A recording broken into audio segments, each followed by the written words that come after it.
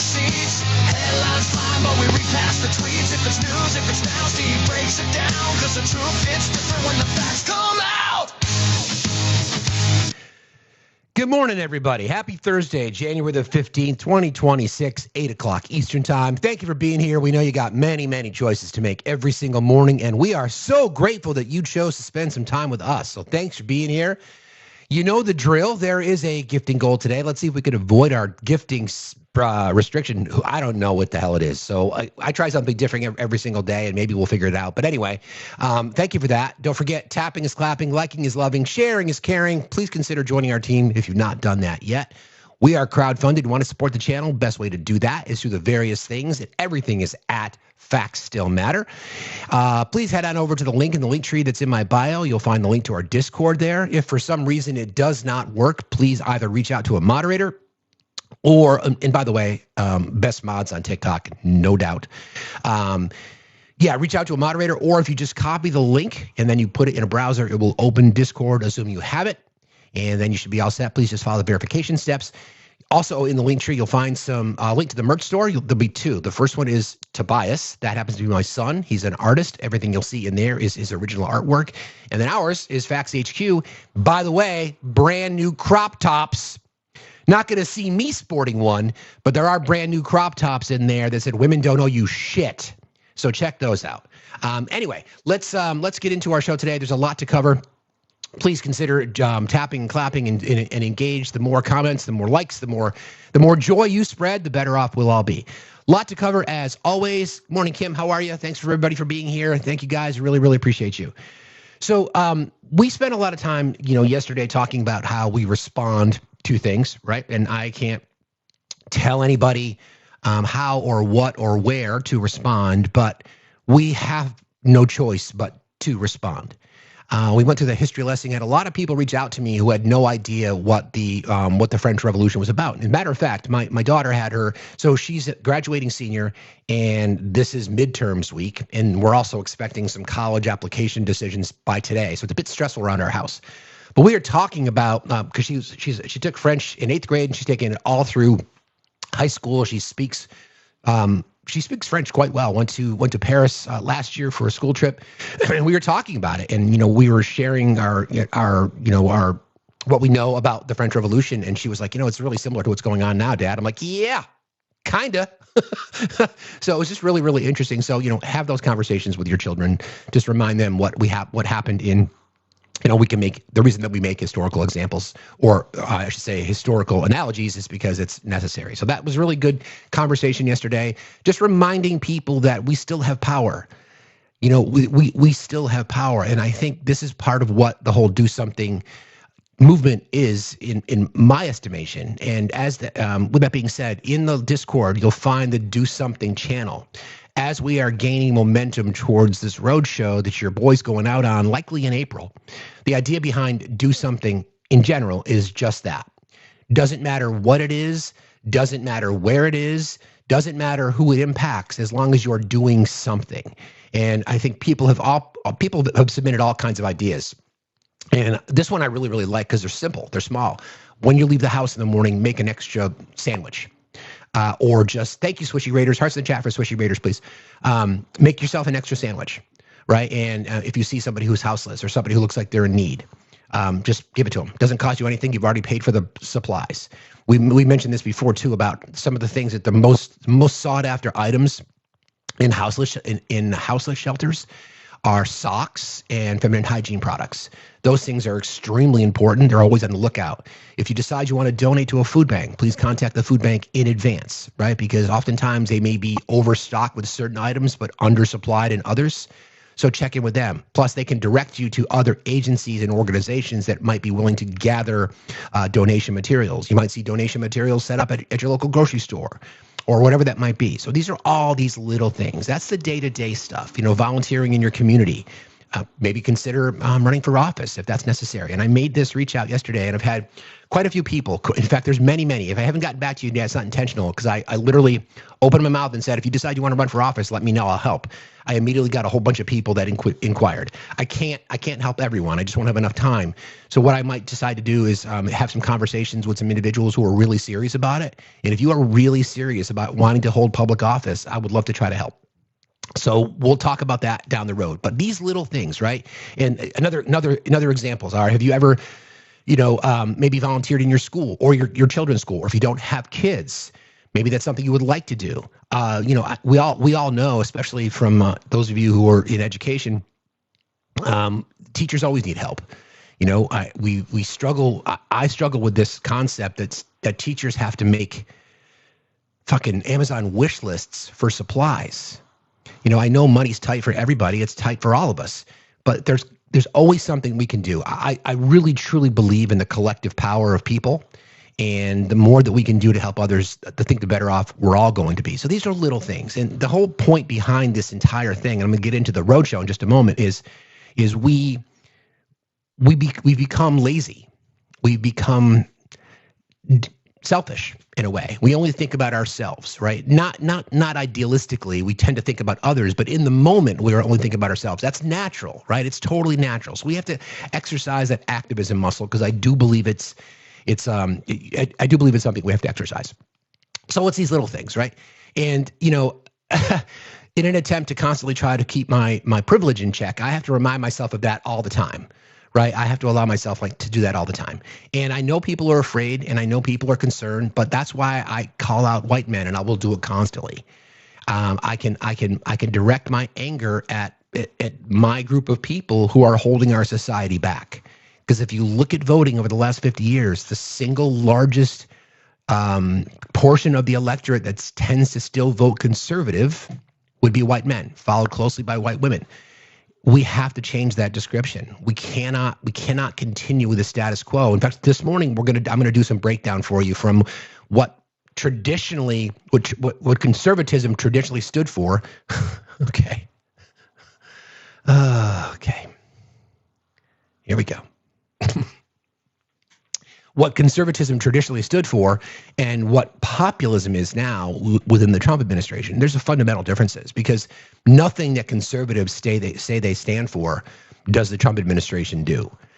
Including extension of regime change and et cetera, and cranking up the size of government and federal government overreach, et cetera, et cetera, et cetera. All these things. So we're going to get into all that today, but now pivoting to the Do Something Roadshow.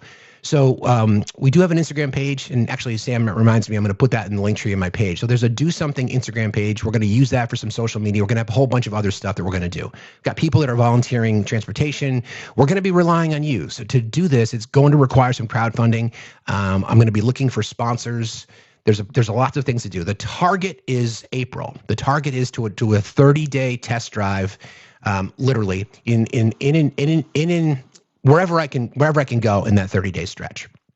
So what I'm visioning is, I've spoke to you guys about this before, that there's a large group of people. Let me back up a second. There are all kinds of different approaches to try to either encourage, check my messages. All right, I will. Okay, I will. There's all kinds of approaches to try to change minds. Some people are trying to convert MAGA voters. Some people are trying to convert Republican voters, things like that. Non-MAGA Republican, but they've always voted Republican. I'm focused on non-voters, right? And there are organizations that are going after, Gen Z demographics, for example. I want to talk to people who might be in my age group, like the older millennial to the Gen X range, like mid 40s to mid to late 50s. That's a large group of people. Estimates are around 45 to 45 million people, 90 million people that did not participate in our last election. And I believe half of those people are gettable voters. They're people just like you and me. They're people that are just disenfranchised. They just don't feel like the government will ever work for them. They just want to raise their family. They're apolitical, right? They may not be involved. They don't really watch the news. They're just living their lives, right? They're just working hard, trying to live their life, trying to talk to people, want their kids to have a better future than they had. They want their children to not be just overwhelmed with debt, They may want to retire gracefully. They don't feel like their work is respected. Those people are gettable voters. So if we do basic math, right? If it's 45 million people, and that's just an estimate, because I think the other half of that 90 million are people that are just lazy. The two sides of the same coin, they're all corrupt, blah, blah, blah. That just seems lazy to me, right? So, but I do feel like there's a gettable group of people. So if we're talking about 1%, so imagine in a scenario where conversations happen with myself either at a VFW hall or a bowling alley or on the side of the road or at a motorcycle club, whatever it might be. Again, that would be using my privilege. I can assimilate lots of places, right? And I'll go do that, whether it be in Appalachia, whether it be in parts of the Rust Belt, whether it be in just communities across the country, whether it be in the Deep South, wherever that might be. And imagine like 1% of that 45 million people starts to participate. I want people to vote. I will accept the results. I just want more people involved. And, that's the goal. That's the goal. I want to encourage people to say, we all care about the cost of healthcare. We all care about the cost of food. We all care about rising housing costs, et cetera, et cetera, et cetera. So that how do we address it, right? And I'm going to be encouraging people to vote progressive because that's how, let me refrain. I'm going to be encouraging people to vote, but remind them why we need changes to our system. And that's only going to come from people who are approaching this from a progressive perspective. Does that track? So,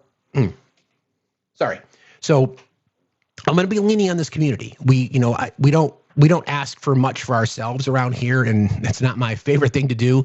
But I'm going to be asking for this community to help. And that could be a variety of things. I've had so many people have already reached out to me and said, hey, I've got an extra room.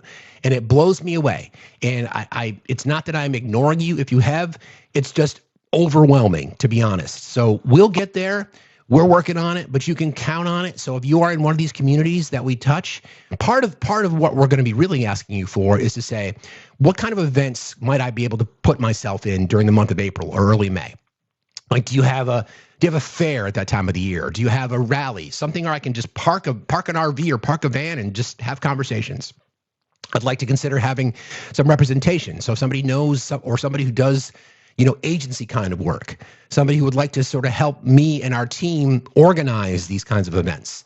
That's the plan. So that's the plan. So I appreciate you all for listening to that. More to come on that. Like I said, we do have an Instagram page. It's the Do Something Tour. Please consider following that. More to come. So thank you all for that. I appreciate you very, very much. The 160 is we're crowdfunded here. If you want to help, you can. Make sure you have security. Yeah, we talked about that. We've talked about that actually just in a text thread conversation a couple of days ago. I don't think that way, but I think it's probably a smart idea. So, I guess that would have to happen too. So at this point, it's the dog and I. Although that was an interesting conversation with my daughter last night. I'm like, how would you feel about Kipper going on the road for a month with your dad? And she's like, no. So we'll have to see how that goes. But anyway, we'll see. So I appreciate that. And thank you for letting me get into that story. Okay. Where to start? So there's obviously a continuation of civil unrest in Minnesota. And I want to address a story real quick that I think I did a video on this yesterday because there was a headline that came out. Let's see if I can find the exact headlines. I want to read it to you because I think it's an exercise that I've helped. Hopefully, I've helped try to train you guys on media literacy. Where is it? Headline anyway said, ICE agent suffered internal injuries. Sources say. So what the right is now doing is saying, you see, it was justified. He had internal bleeding. And what they didn't bother to do was look to the sources say. So who are the sources that said this, for example? And the sources are the DHS. So I think I've got the headline and I can show you what I'm talking about. Yeah, so this is the headline that came out. ICE agent who shot Renee Good suffered internal bleeding, officials say. So what the right has done is just that part has been removed. ICE agent who shot Renee Good suffered internal bleeding. So then if you look a little bit deeper, then you find out that the source is DHS. So media literacy would say, okay, what they are doing now is they are relying on a statement from the DHS stating that Officer Ross was injured. So no idea how extensive the bleeding was. The DHS security confirmed Ross's injury, but has not yet responded to CBS requests for information. So that's an example of media illiteracy. That would be an example of propagandizing, right? So you're going to tell people in your base, and because they're not exactly rewriting the narrative, so they're not willing to tell people the truth that are in their base. They're just going to put a headline, and sure enough, it worked because people are now saying, well, he had internal injuries. It's justification for him doing what he did. Well,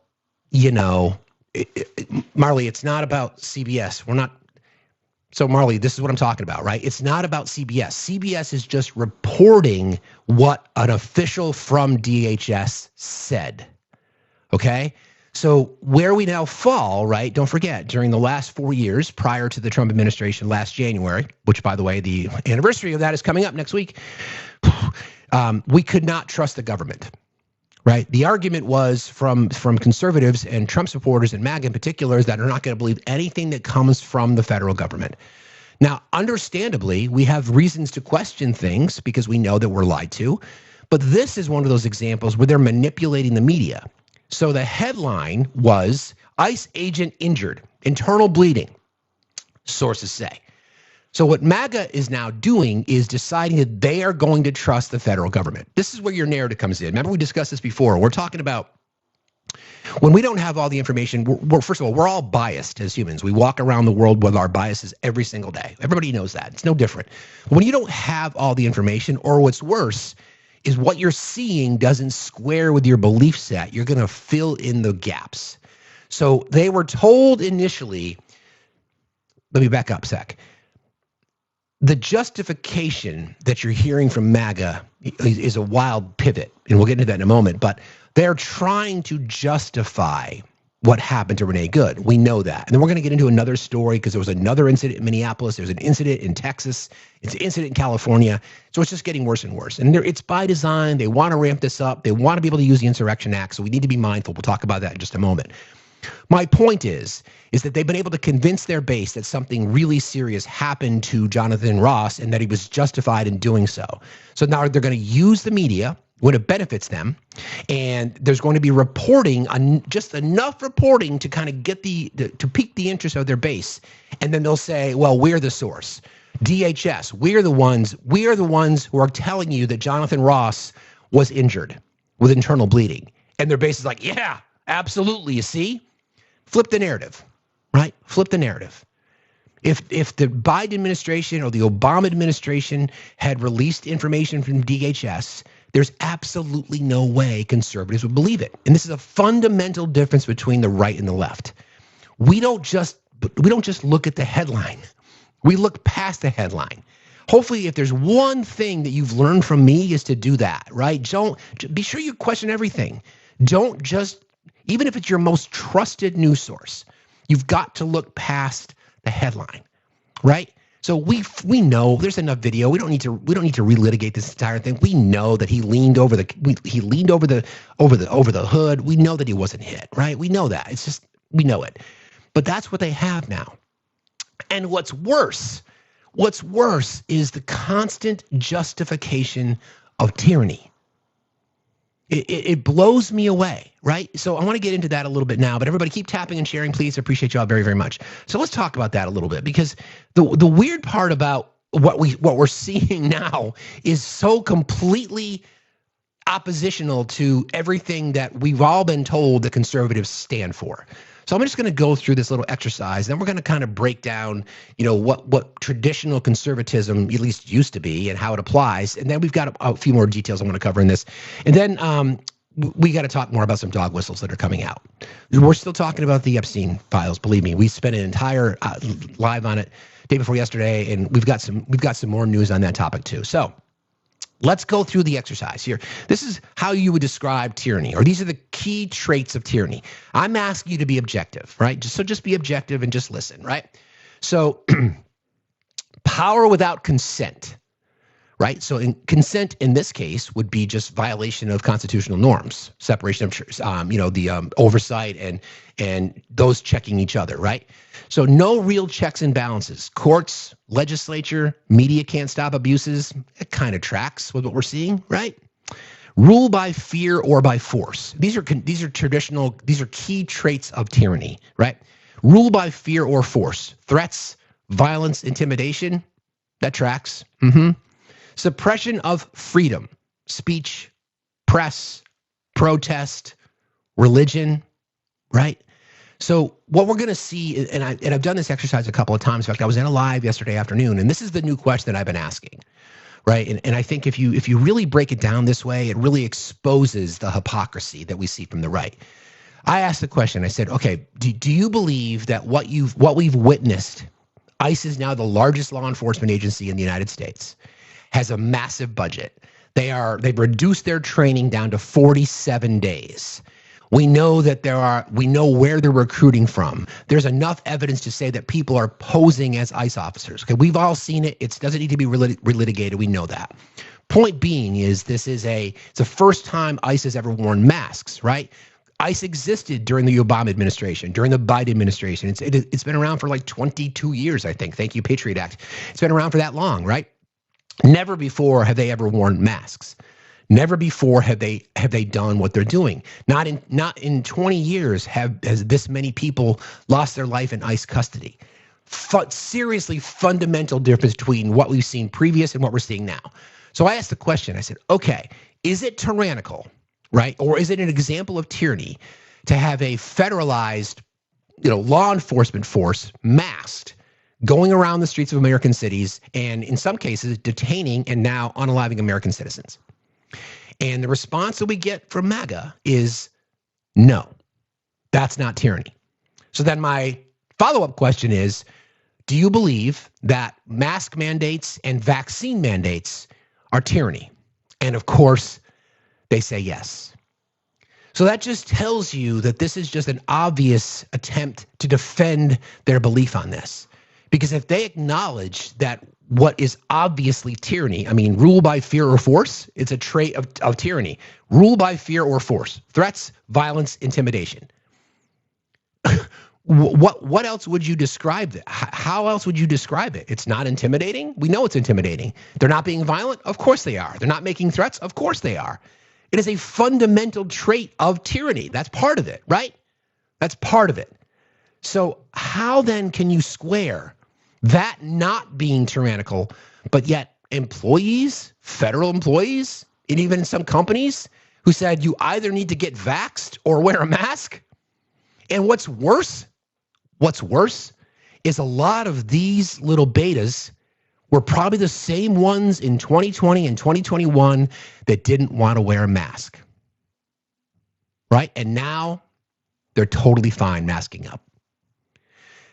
How do we square that, right? How do we square that? Because it's just an abandonment of their entire belief set. It's one thing for them to try to justify all the bullshit that they justify, but this is completely contradictory to everything they've ever claimed to stand for.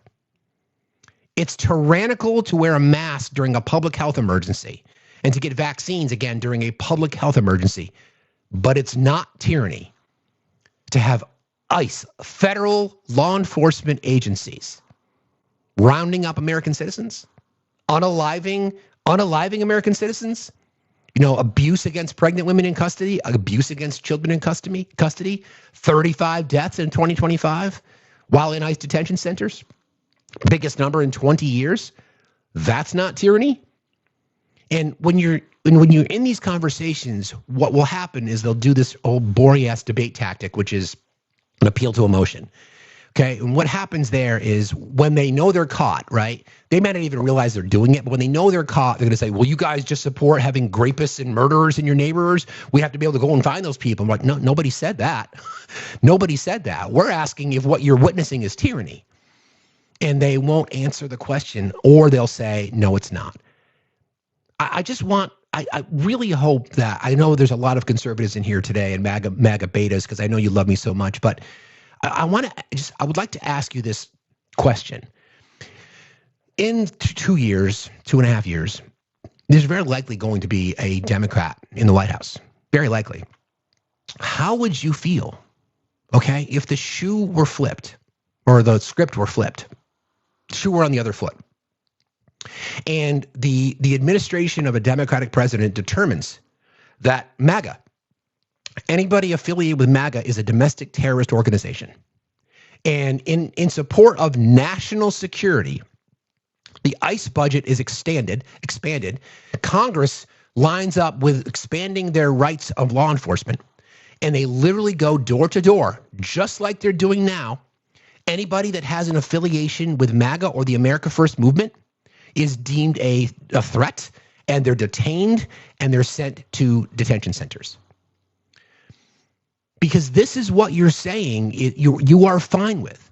You are fine with that level of government overreach. That is tyranny. You can't, there's no other, you can't excuse it. You can't brush it away. Because that's what we're talking about. In addition, suppression of freedom, speech, press, protest, unless you're in Iran apparently. Again, speech, press, protest, religion.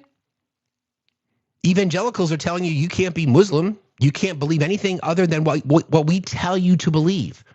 Press credentials being cut. You know, I mean, a Washington Post journalist just had their home raided. You can't protest on college campuses. And by the way, that infamous post the president put out last year, it said this came out March 4th of last year. By the way, after he made this statement about Iranian protesters. Protesters, go ahead, take over your institutions. You do your thing, protesters, you go. Last year, all federal funding will stop for any college. This came from the president. All federal funding will stop for any college, school, or university that allows illegal protests. Agitators will be imprisoned or permanently sent back to the country from which they came. American students will be permanently expelled or, depending on their crime, arrested. No masks. So telling American citizens, in many cases, on college campuses, in neighborhoods, in streets, in small towns, wherever that may be, that they can't wear masks, but yet the militarized police force can? So, excuse me. I'm not feeling so hot today. Apologies. Oh, it's weird. But that's kind of what we're talking about now, right? It's this weird flex. I'm not even going to call it a flex. It's this break in your brains that you are, especially those people who claim to be constitutionalists, right?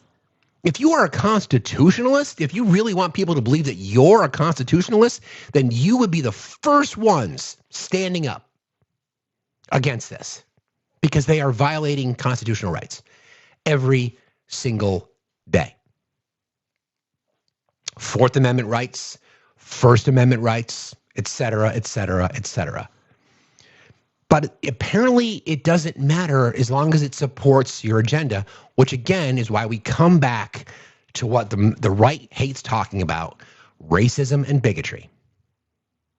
Again, Jonathan Ross, fucking bitch, after he murders her in cold blood. A fragile, mediocre, at best, white dude who got so fucking triggered that two women scolded him and put him in his place, that his response was fucking bitch. Okay. All right. Then punishment, another key trait of tyranny. Punishment of opponents. Jailing critics, silencing rivals.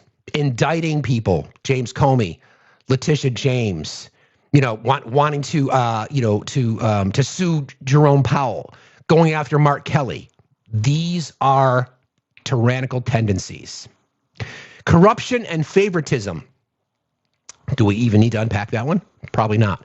And then control of information, propaganda, censorship, rewriting the truth. Wild, right? Propaganda. We went through this exercise, and I've got some more examples for you. Remember all this. Where is it? Do you remember when we went through this exercise a couple of days ago? Like one homeland, one people, one heritage. These can trace back to 1930s Germany, the same type of propaganda. You lean on the emotion, remember who you are, symbolism, right? Let's see, there's There's this one too, this infamous one, we'll have our home again. Anthems connected to white tea supremacy. These are all propagandized who are appealing to emotion. You got a B-2 stealth bomber flying overhead. You got a person on horseback. This is what tyranny does, right? So again, control of information, propaganda, censorship, and rewriting the truth. I think back to the anniversary of January 6th, just this past week, when the White House put out on their website, literally blaming Capitol Police officers. And this is another thing, right? So similarly, in these conversations when you're having with people, because everybody says that, and then you put people on the spot, you force them to answer this question, and they completely have to change their narrative because they know they're fucked. So I'll ask these questions like, so are you saying that Jonathan Ross, because he felt like his life was threatened, that he was justified? And their response is, yep. So then I'll go a little bit further and I'll say, so then are you saying that any police officer, any law enforcement official that ever feels threatened, what are we restricted for now? Great. Friends, I need your help like crazy. Tap like crazy, like crazy. Please consider gifting, getting that same sort of activity today. So I can appreciate you all very much if you wouldn't mind doing that. Help us out. Thank you so much. So you asked the follow-up question. So are you saying that any law enforcement officer, any agent of the government at any point feels like they're threatened, then they're justified in using deadly force? And they're like, yes. So then I say, so 150 police officers beaten up in many cases within inches of their lives on January 6th, were they justified in using deadly force? And their heads explode. Someone says, yes, they were. Then my answer was, well, why didn't they? They were armed. Why didn't they? And then the same people that were calling what happened to Ashley Babbitt, Schmurder, calling the law enforcement officer, Officer Byrd, Capitol Police officer, calling for his head, are now stuck in the same position again. So then Ashley Babbitt deserved what happened to her based on your logic, right? Some of them are like, yeah, I guess so. You see what happens when the narrative works against you? When you're put in a spot to defend your own belief set? So, again, this is propaganda.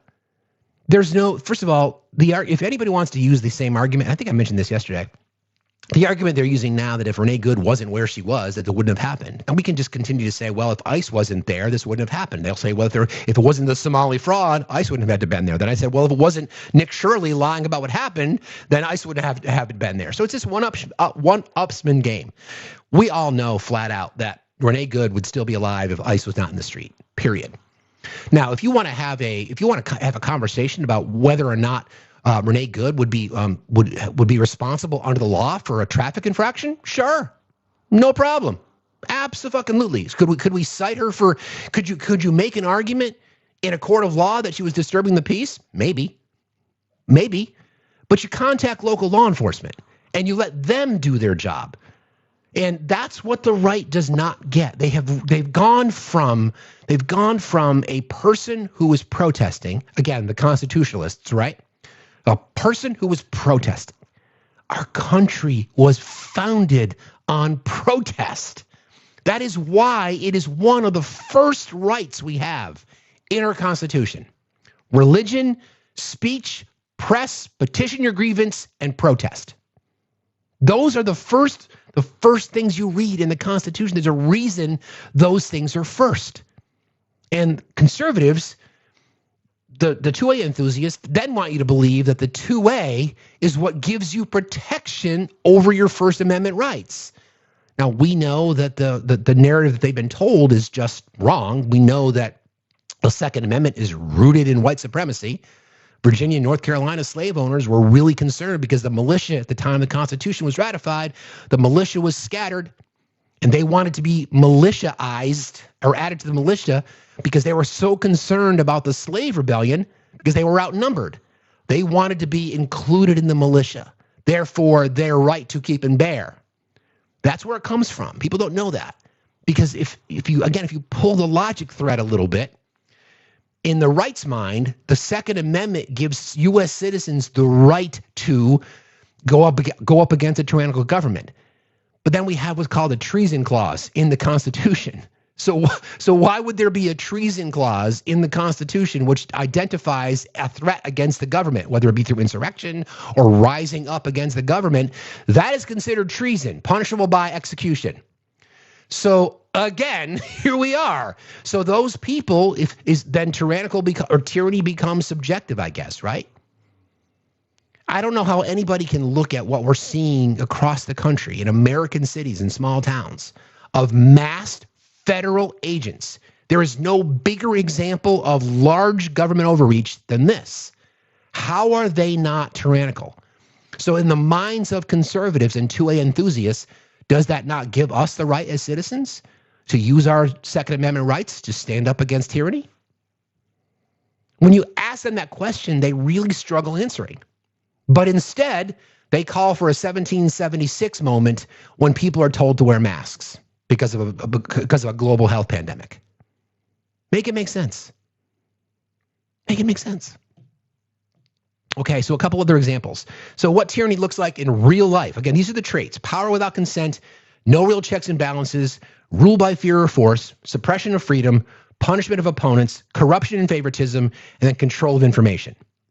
Check.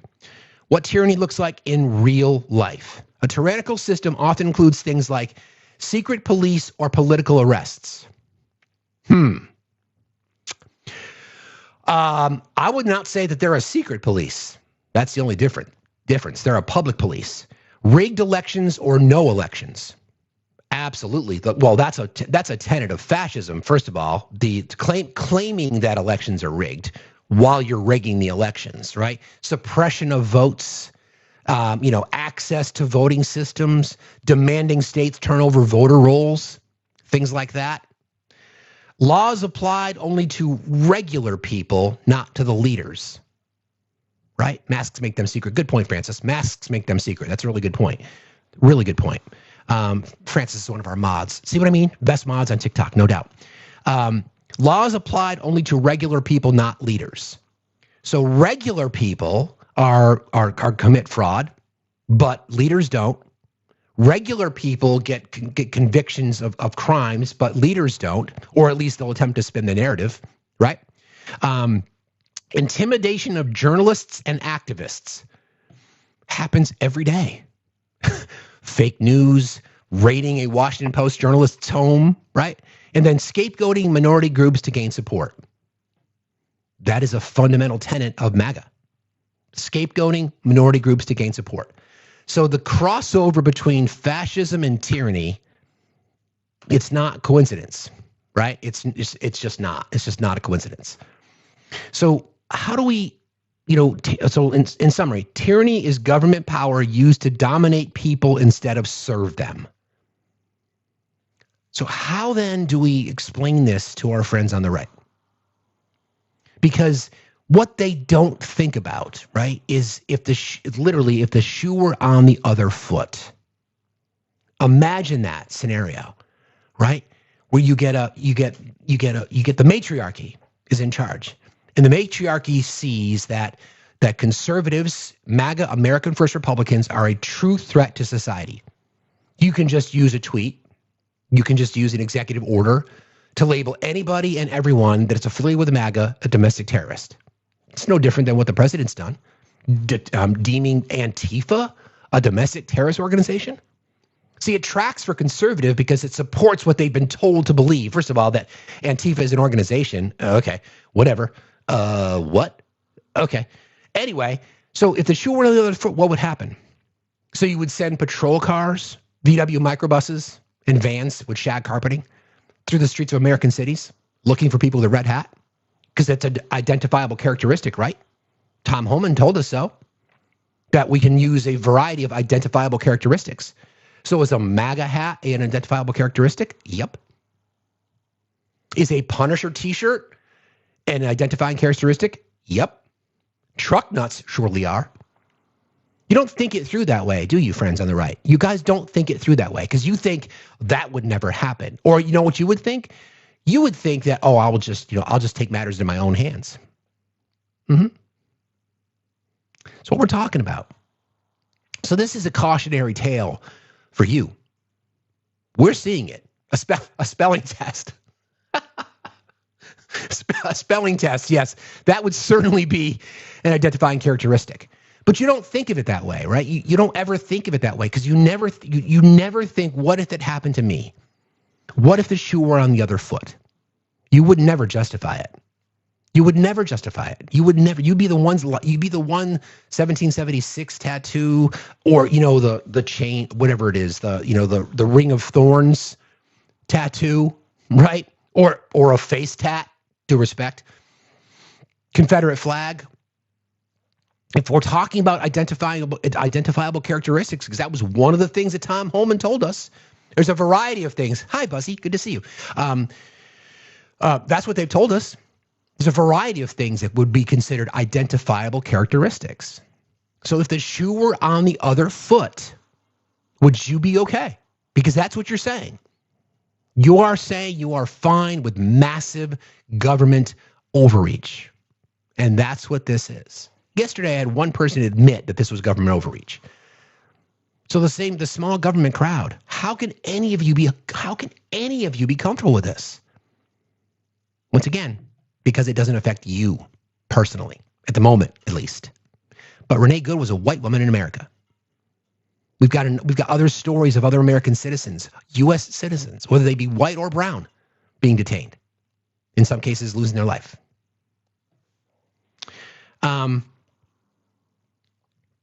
Let's talk about some of the things that the president has done in regard to this tyrannical approach.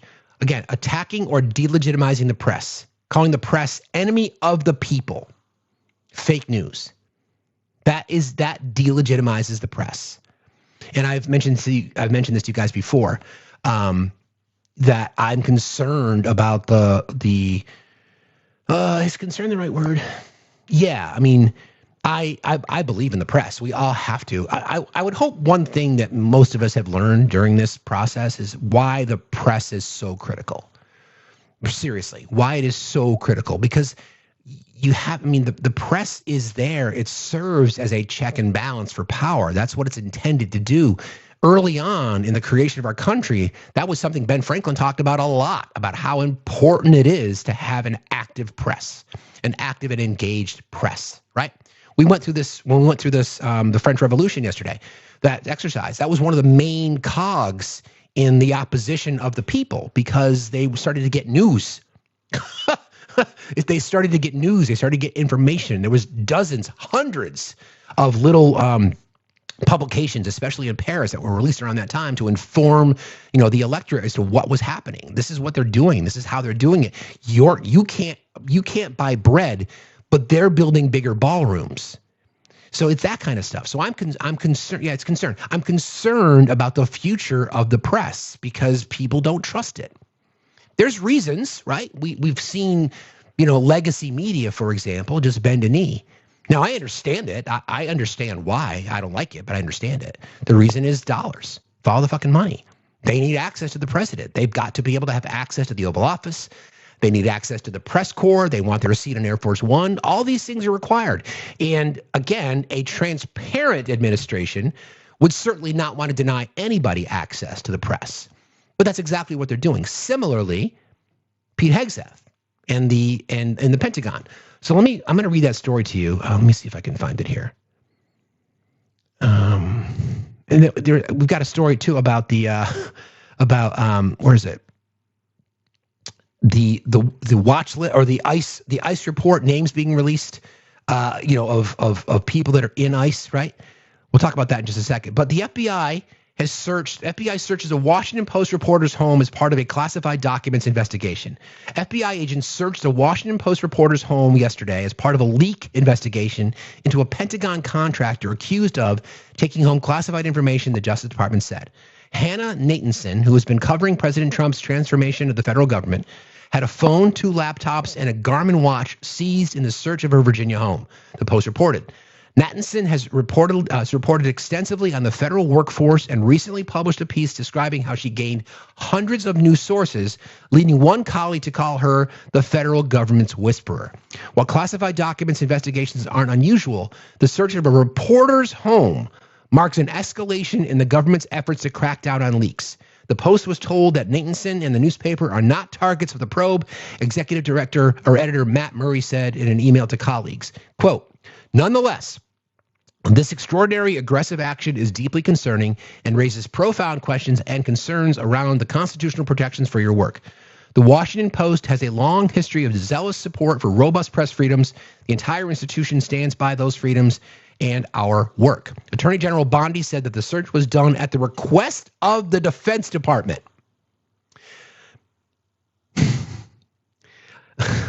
And that journalist, quote, was obtaining and reporting classified and illegally leaked information from a Pentagon contractor. Quote, leaking classified information puts America's national security and the safety of our military heroes in serious jeopardy, said Caroline Leavitt. Pentagon, headed up by Pete. Pete, on more than one occasion, used Signal and shared classified information with people. Not only that, but he asked internal IT resources in the Pentagon to circumvent his own policies, on classified information and what can be used. And now he is directing the Department of Justice to investigate a journalist, to raid a journalist's home and seize information. Why? Again, MAGA, this is fascism. This is tyranny. You cannot ever claim, you can't claim ever again to be a constitutionalist. Even though every one of you, by the way, those are my favorite people to talk to. When I see somebody say they're a constitutionalist, no matter who it is, I immediately want to request and join the live. Because I always ask the question that they never know the answer to. I ask them, what's the Sixth Amendment? They have no fucking idea. So, but again, those of you who truly care about the Constitution, you should be outraged by this shit. You should be absolutely outraged, but you won't. So then we ask ourselves, why? Why is it that you're all in on all this entire agenda? And obviously it's not because you respect the Constitution. Obviously it's not because you respect the rule of law. Obviously it's not because you care about the freedom of the press and the freedom of speech. It's obviously none of those things. You're obviously not pro-life. It's none of those things. So that leaves us with one conclusion. Racism. White supremacy. It leaves us with no other conclusion than that, because you still cheer it on. Every chance you get, when someone brings up what happened to Renee Good, you still want to pivot to illegals. Hey, Tom, you've left us no choice than to form that conclusion. Hate, ignorance, white supremacy, and racism. No, the officer does not have internal bleeding. Muse. Does not. You see, that's my point, right? You see, this is my point. This is my point. This is what propaganda does. Muse, your source for that is the agency that officer works for. Do you understand that? Muse? Your source for that is the agency that this person works for.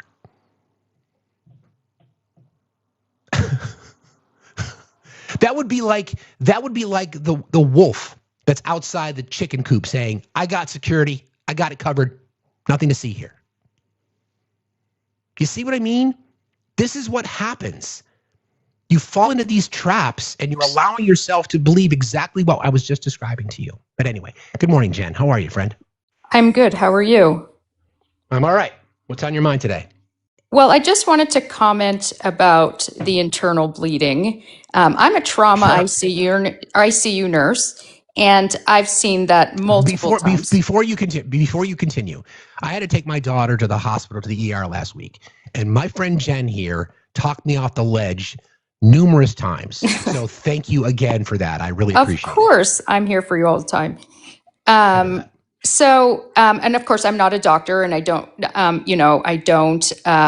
profess to be one, but I just wanted everybody to know that somebody that has internal bleeding is not able to keep their phone in their hand, walk around and say, fucking bitch, is not able to walk back to the car, make multiple phone calls, go to their house, clean out their house and stuff like that. These people with internal bleeding, they end up going into hypovolemic shock and they're in the hospital for days. And that just didn't happen. It just didn't happen.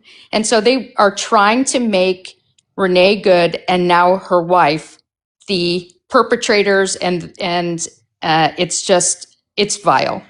It's vile. So it's beyond vile. Well, it's the propaganda game, right? Yeah. Like I see somebody saying, well, a bruise could be considered internal bleeding. Wrong. I guess. No, I mean, that is not internal bleeding. I know. I think that's where they want to go, right? It's like, wow. No, a bruise is above the level of, like, there's so many levels between your internal organs and the skin, and a bruise is somewhere in between that. Internal bleeding is somewhere in your internal organs. Okay, I guess you wouldn't get it if you didn't go to school, right? Or you studied this. I love how they call me stupid all the time, but whatever. You're just a nurse. That's what I get a lot. Only an ER trauma nurse. Right. Right. Yeah. Exactly. No big deal. You're just that, Jen. Yeah. Just that. Yeah. Anyways. Yeah. So anybody that hears that works in the medical field left. So. Yeah. Thank you, friend. I appreciate it as always. She doing better? And thank you. She's fine. It was more like I discussed with you. It's more the PTSD than anything else. Yeah, so, I get it. I appreciate you. I appreciate you very much for all your help and for everything that you do for us. Of course. Appreciate you. Bye-bye. Have a good day. Be safe out there. All right. Bye. Yeah. Long story short, had to go to the ER. It's been 4 times in the last month for our family. She's fine. Totally fine. But that's kind of the point, right? That's the propaganda. And here it is. Someone puts that comment. Oh, he had internal bleeding. No. The people who told you he had internal bleeding are the people protecting him and spewing propaganda. Be a good t-shirt. Propaganda. Anyway, that's what happened. So I again, case in point, somebody just sharing that information, right? So back to this particular story. Leaking classified information puts America's national security and the safety of our military heroes in serious jeopardy. Pete, that's exactly what you did. See, this is the spin. Right? Here's the spin. That's what you did. We got the war plans. We know what they were. They were attack plans. There was timing. There was weapons packages that were being used. What the targets were. That's exactly what you did in that signal chat. That's exactly what you did. So you want to spin the fucking narrative. You want to use the media when it works for you. And you want to tell your voters, the people who support you, the people who will lick your boot, with this quote. Leaking classified information puts America's national security and the safety of our military heroes in serious jeopardy. President Trump has zero tolerance for it and will continue to aggressively crack down on illegal acts moving forward. It's a journalist and not the SecDef. What about Biden? Yeah, it's not the SecDef, the assistant manager to the assistant manager for war crimes. It's not him. Where was that energy? Where was that energy? Instead what they'll say is, well, those weren't war plans. Remember that famous moment that Mike Walls was being interviewed and he said, oh yeah, the contact just got sucked into his phone. Hey now. Sucked right in, right? You see? And this is for MAGA voters. They just don't think you're very smart because they'll continue to tell you this and you will gobble it up. So much so that you patriots, you anti-big government enthusiasts, you constitutionalists, right? You defender of rights people, you don't think this is tyranny, but you think masks and vaccines are. You don't think what the president accuses others of is tyrannical while he's doing it himself. You don't think corruption exists in the Trump White House while he's building a ballroom with lack of transparency as to who is spending the money on it. You think none of that You think none of that is corruption. None of it. You are so concerned about fraud in Minneapolis, but you've never talked about Amy Bach. Not once. The ringleader, the person convicted of it. You'll never talk about her, but you don't care about fraud. While the president is pardoning people who've committed fraud. The list is David Gentile, the Chrisleys, et cetera, et cetera, et cetera, et cetera, et cetera. You don't care about backing the blue because people who beat up law enforcement on J6 were pardoned. 150 police officers were beaten on that day. There was a hearing yesterday, and Stuart Rhodes, convicted of seditious conspiracy, was sitting in the front row during a hearing. You don't care about any of it. You just support your guy because he can give you racist dog whistles, because he can share all kinds of just anti-immigrant, anti-marginalized community rhetoric, and you gobble it up. So you leave us with nothing other than you don't care about any of this shit.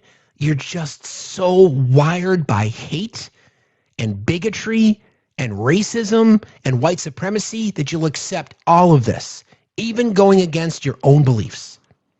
Make it make sense. Make it make sense. Anyway, Sorry, Amy Lee, how are you, friend? I'm so sorry. Oh, was it an accident? Didn't mean to come Yeah, up. I'm sorry. I love you. Don't worry about it. I love you Can too. I get a little bit of good news real quick? Sure, Um, please. my granddaughter, my granddaughter has epilepsy, and she had her EEG earlier this week, and we already got the results. And the medicine is working perfectly. She had no seizure activity. So that's just like a big win for us. This is the first time she's had no seizure activity because they increased her medication. So we're really pleased with that. But don't That's change the wonderful. subject. I was tapping and I didn't mean to click you. Sorry. No sweat. That's wonderful news. Thank you for sharing that. I really appreciate that. Thank you so much. Big hugs to her from all of us. I appreciate you. And big hugs to you too, friend. I appreciate you. Love you too. See you later. Take care. So again, it's the same script, okay? There's a post that just came out from the president. So we talk about these things in terms of what their overall plan is. And what I'm about to read to you is the plan, what we've been talking about for a long time. If the corrupt politicians of Minnesota don't obey the law and stop the professional agitators and insurrectionists from attacking the patriots of ICE, who are only trying to do their job, I will institute the Insurrection Act, which many presidents have done before me, and quickly put an end to the travesty that is taking place in that once great state.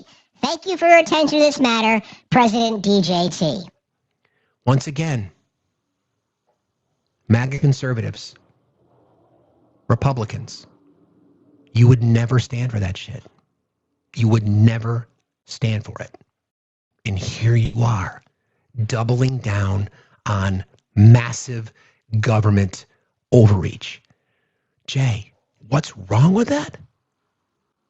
Jay, ask yourself that question. Stand in the mirror. You may not like to look back, so just cover your eyes. But stand in the mirror and ask yourself if you are okay with the federal government doing that. Nothing wrong with it? I know most of you are trolls, but there's many of you who think that way. You never think about the future. You never think about that. You never think about organizations like Patriot Front or the Proud Boys, the Three Percenters, the Oath Keepers, all of them who've actually been deemed domestic terrorist threats, right? Or yourself aligning with these beliefs, or yourself being part of, or if you decided to join ICE. There's reporting of a person who went through the application process. They lied during the application process. They said that they used drugs, they had some arrests, and they got approved. These are the people that are being recruited. We went to that exercise last week where there's a $100 million recruitment campaign. And ICE is targeting people who attend NASCAR events, that go to gun shows, that listen to patriotic podcasts, et cetera, et cetera, et cetera, et cetera, et cetera. It's Jay, it's not, we're not insulting you, Jay. You're insulting yourself by being a simp for an overreaching government. Where is your own sense of your own sense of self? You would never stand for this. You guys got up in your shit, so much so that you were calling for the unaliving of people. You got up in your shit because the Biden administration reached out to social media companies, Meta in particular, and said, what is your policy on misinformation when it comes to vaccines? What did Meta do? They changed their policy. You guys got up in your fucking shit because of that. Federal employees being told that you either need to wear a mask or get a vaccine. You got up in your shit because of that. Members of the military who are MAGA voters, up in your fucking shit because you were told you had to get another vaccine, just like you've been given vaccines for the day that you signed up. Up in your fucking shit. And now you're just fine. You're just fine with it. So in the future, when the shoe is on the other foot and you get a knock on your door and you get your door kicked in, you get dragged around, or so if, again, identifying characteristics, a white man in America, identifying characteristic. We'll just figure it out later. We'll detain you, we'll ask you questions, and then if we determine that you're okay, then we'll let you go. Identifying characteristics. Red hat, bad beard, paunch. You don't think these things through. Unfortunately, people who are in opposition to what we're seeing, this brutality and this tyranny, are going to have to suffer more until the shoe is on the other foot. Missing teeth, right? 38 special on repeat. I just don't think you've ever thought this through. You've just never thought this through. You've never said, you've never been able to put yourself in that position. When I've asked that question, they're like, well, that would never happen. It's happening now. Definitely truck nuts. It's literally happening right now. You know that Renee Good did nothing wrong. A traffic ticket, maybe disorderly conduct or disturbing the peace, maybe. I think we're all objective in here. This is the thing. This is why this is the smartest chat on TikTok. We know we could look at that situation and say, okay, maybe Renee Good could get a traffic ticket. I'd be fine with that. Would anybody be opposed to her getting a traffic ticket? Nope. Of course not. Of course not. Of course not. I have no issue with that whatsoever. And nobody would. Nobody would have an issue with that. You contact local law enforcement and you say, listen, I got a license plate number. This person was disturbing the peace. They were blocking traffic. Here's the video. Let law enforcement handle it. Seriously, you don't think this through. Yeah, vehicles with Confederate flags on them. Like I said, Punisher tattoos. First of all, anybody who wants to get a Punisher tattoo. Yeah, and again, we've all seen the same video. We've all seen the same video. We've seen the video where he leans over the hood of the car. He was not under threat. And MAGA, I don't think you've thought about this. If the car was pointed at her after he shot the first time, the car would have continued to go towards him, not turn away to the right. And then he had to use shot 2 and shot 3. Anyway, back to this story. The warrant for the seizing of documents at a journalist's home, the warrant says the search was related to an investigation into a system engineer and information technology specialist for a government contractor in Maryland, who authorities alleged took home classified materials, the Post reported. The worker, Aurelio Perez Lugones, was charged earlier this month with unlawful retention of national defense information. Same thing that Donald Trump was charged with. Willful retention of national defense information under the Espionage Act. It's the exact same charge. It's the same fucking charge. According to court papers, he has not been charged with sharing classified information, and he has not been accused in court papers with leaking. So this guy is now under the same charges that the president was under. Again, the Espionage Act, willful retention of national defense information is the exact same charge. Although Donald Trump shared classified information. We have the audio. And don't forget, that case, the documents case, attorneys, if there's anybody in the chat, you can check me on this, but I believe that case was dismissed without prejudice, which would mean that that case can be retried again once the president is no longer president. I believe that's the case. It avoids double jeopardy because of the way the case was dismissed. I think that's true. I believe that that's correct. Thank you, Jen. Appreciate that. So here we are. So we've got the Pentagon asking the Department of Justice to raid a journalist's home because of what? What do the journalists do? They're doing their job. And this person was charged earlier this month with unlawful retention of national defense information. Exact same charge the President of the United States was charged with. Like, what? And you guys are cheering that on. Do you care about the preservation of classified information? Do you care about fraud? Do you care about corruption? Do you care about big government overreach? I say no. Perez Lugones, who held a top secret security clearance, is accused of printing classified and sensitive reports at work. In a search of his Maryland home and his car this month, authorities found documents marked secret, including one in a lunchbox, according to court papers.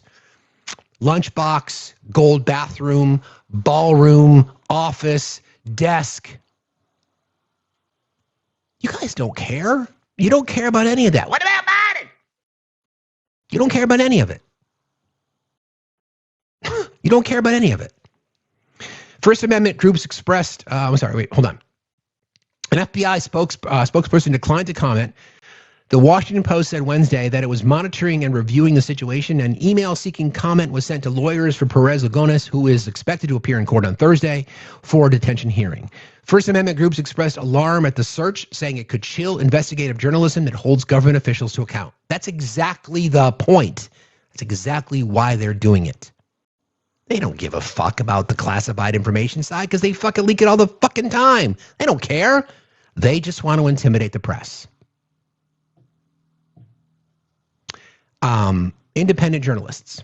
So, Pete Hegseth, if you're listening, J.D. Vance, Kash Patel, Pam Bondi, Kristi Noem, President Trump, et cetera, et cetera, et cetera. I'm Steve. Factsstillmatter on TikTok, YouTube, and Twitch. You should subscribe. I'm here every day, Monday through Friday, 8 a.m. till noon Eastern time, and an occasional Friday night. Fuck you. Have a good day. Physical searches of reporters, devices, homes, and belongings are some of the most invasive investigative steps law enforcement can take. Reporters Committee for Freedom of the Press President Bruce Brown said, quote, while we won't know the government's arguments about overcoming these very steep hurdles until the affidavit is made public, this is a tremendous escalation in the administration's intrusions into the independence of the press. It's by design. The Justice Department over the years has developed and revised internal policies governing how it will respond to news media leaks. In April, Bondi rescinded a policy from President Biden's Democratic administration that protected journalists from having their phone records secretly seized during leak investigations, a practice long decried by news organizations and press freedom groups. Joe Biden, defending the press, making sure that constitutionally protected rights, including that of the press, remember, the rights that we have in the Constitution protect us from the government. So what Joe Biden did was to secure that press because of some things that happened during the previous administration. And Pam Bondi rescinds the policy. Why? Why would you do that? If you're the most transparent administration ever, then why would you rescind press credentials? Why would you overturn policies that protected journalists? Why would you have an FCC chairperson that says, well, we can do this the easy way or the hard way? Why are you constantly threatening journalists? Constantly labeling them fake news? denying the truth. Do you understand, MAGA? This is by design. Do you understand what they're doing to you? What they're telling you is that you're not too smart and you can't see what they're doing. It's called projection. Like I always say, dudes that talk about the size of their wrench have a tiny wrench. Hey now. It's the same thing. You talk about this oppression that you care about so much. You believe that your rights are being taken away while your rights are being taken away by this administration. And you don't see it that way. You just don't see it. Exactly, Cash App. You just don't see it. You either you don't see it or you don't care. Or it's a combination of the two. Again, the moves gave prosecutors the authority to use subpoenas, court orders, and search warrants to hunt for government officials who make, quote, unauthorized disclosures to journalists. A memo she issued said members of the press are, quote, presumptively entitled to advance notice of such investigative tactics, and subpoenas are to be narrowly drawn. Warrants must also include protocols designed to limit the scope of intrusion into potentially protected materials or news gathering activities, the memo states. The aggressive posture with regard to the Washington Post stands in contrast to the Justice Department's approach to the disclosure of sensitive military information via a signal chat last spring involving senior Trump administration officials. A reporter was mistakenly sucked in to a chat. Bondi indicated publicly at the time that she was disinclined to open an investigation, saying she was confident that the episode had been a mistake. You see what I mean? They're accusing this person of doing exactly what Pete Hegseth did, and nothing to see here. Bondi also repeated the Trump administration's talking points that the highly sensitive information in the chat was not classified, though current and former U.S. officials have said that the posting of launch times of aircraft and the times that bombs would be released before those pilots were even in the air would, of course, have been classified. It came from CENTCOM. So explain that. This is what I'm talking about. Nothing to see here. It's not classified. Again, the fox in the henhouse scenario. The fox outside the henhouse running security. Nothing to see here. Pete Hegseth gets busted for sharing classified information in a signal chat. It's not classified. But a Wall Street journalist doing their thing, receiving information from a whistleblower, protected under the Constitution, is having their home raided. You guys just don't get it. You either don't get it or you just don't care. It's one or the other. I'm not sure which one it is, but it's one or the other. Good morning. Freedom. How are you? I'm loose. I'm loose, bro. My nuts have fallen off. Why do you have a mask on? Why do you have a mask on? Well, this is my persona, sir. I'm a luchador for freedom. I'm just putting it out there. Sorry. I've talked to you before, Steve. This is the first time I've been on here in the box with my face. And I put a mask on because I'm losing it. I'm actually mentally at a point now when we talk to, you're just talking about that when you partner hypocrisy with frailty or fragility, I don't think we can come back. So I've had conversations with the inner circle, my family. Okay, we've gotten to a point now where the conversations are, I choose not to speak on things because I'm now at a point full of emotion, and so I try and kind of calmly address certain things. But it came to a head this past weekend, and I think I've burnt some bridges over it, and I'm okay with it at this point. I identify, and again, why the mask you asked is because it's also kind of a piece or a nod to my mother. It's Puerto Rican in nature. I identify to that because of my mother.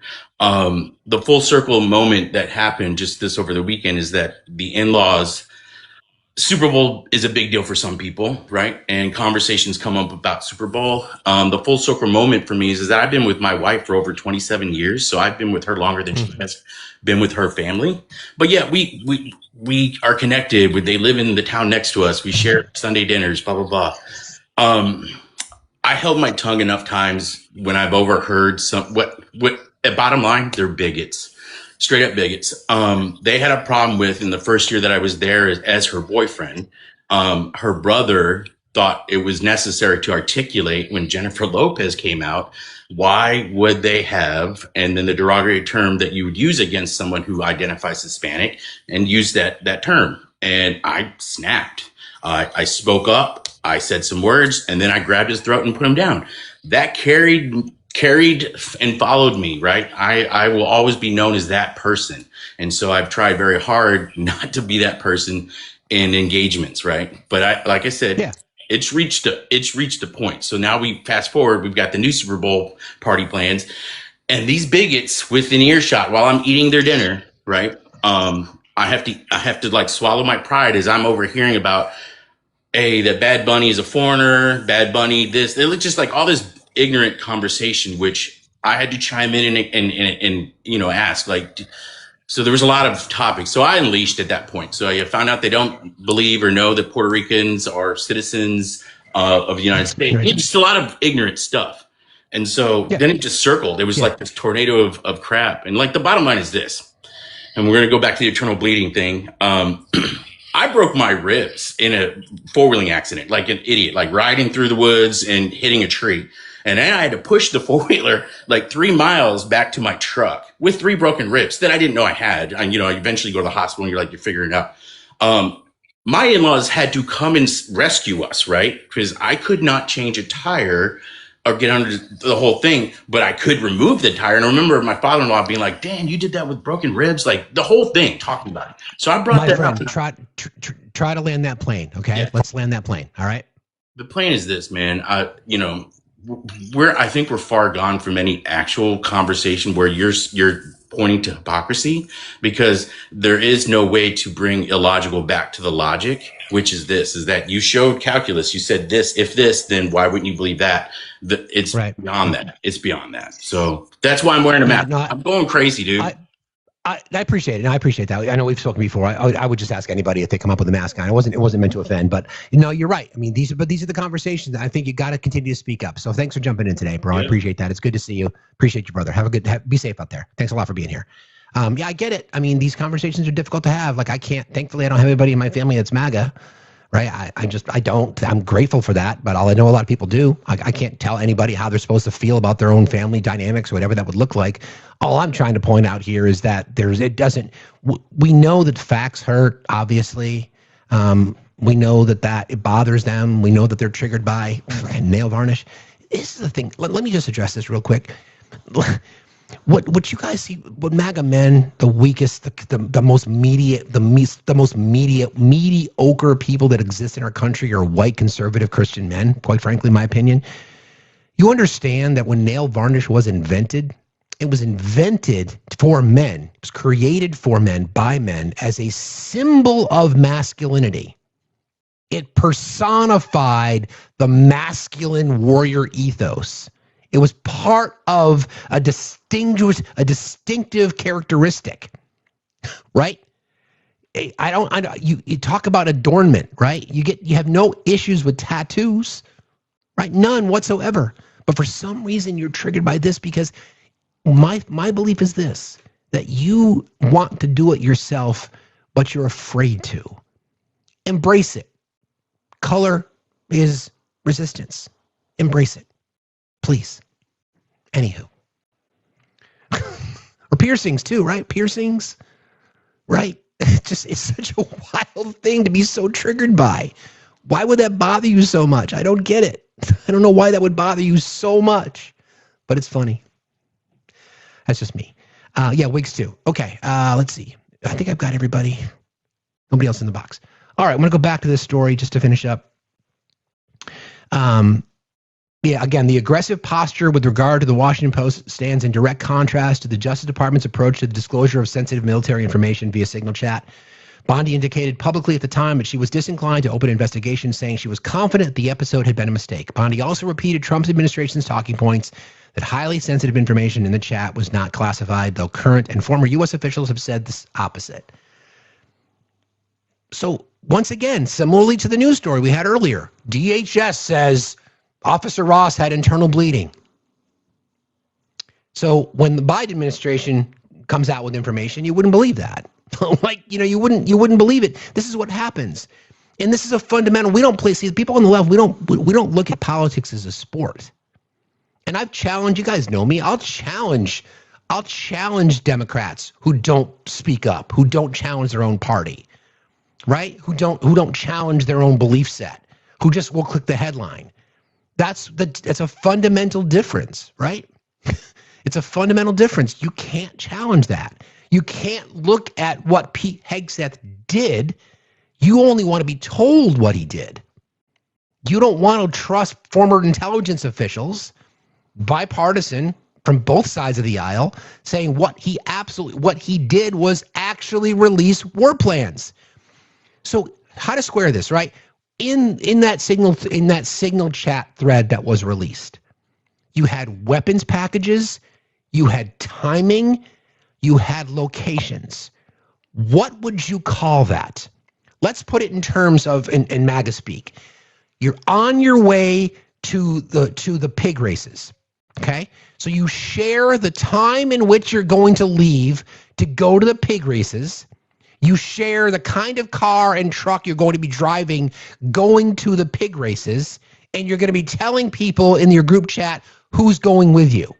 That would be making a plan. It's my pig race arrival plan. So if you're going to say that that is acceptable from a planning perspective, then how can you say that weapons packages, targets, and the people involved, along with timing, are not plans? Of course they're plans. And then you're going to say, well, it's not war. What would you call it then? What would you call it? You see what I mean? Anyway, all right, let me just check in with my army. Let's see here. Okay, a lot to cover. Everybody keep tapping and sharing. Let me just check over here real quick. If you do want to support the channel, we are crowdfunded. Looks like gifting is so far so good. I shouldn't say anything too loud. Who knows? Okay. Thank you to Heather. Thank you so much. MAGA 1111. Thank you, Heather. MAGA equals cognitive dissonance. Yeah. Dunning-Kruger, cognitive dissonance, confirmation bias. Yeah. Carrie, thank you. You're a regular part of my mornings, and I'm so thankful for all of that. Thank you so much for saying that. I appreciate you. You're very kind. You guys are awesome. I love you all very, very much. No, I don't need that. It's that. Okay. All right, I want to get back to some of the things I want to cover off on today, because I've got a lot of sound that I want to play for you today, because again, it's just about the hypocrisy. So one thing I want to talk about now is there are estimates, because European countries are responding to the threats about Greenland. So I've got reporting that let's see. Oh, by the way, let's get this first. 2 Republican senators. Josh Hawley is one, and who is the other one? Hang on. And Todd Young of Indiana. Both flipped. There was bipartisan support for a war powers resolution that would have forced the president to go through Congress before any more activity could happen in Venezuela. Well, he got in the ears of Josh Hawley. Sorry, Sam. I know Missouri. Got in the head of Josh Hawley, got in the head of Todd Young from Indiana, and they both flipped. 50-50, J.D. Vance broke the tie. Okay. Venezuela war powers resolution fails because of those 2 senators. Every Democrat voted for it, and even some Republicans voted for it. But nope, not those 2. Nope. Senate Republicans voted to dismiss a war powers resolution on Wednesday that would have limited President Trump's ability to conduct further attacks on Venezuela after 2 GOP senators reversed course on supporting legislation. And see, this is what happens now, because none of you will say that it's war. None of you will say strikes in the 7 countries that the president bombed last year, which is the most ever in one year by any sitting president, individual countries. That's not war either. But when he says he ended 8 wars, you'll take that as war.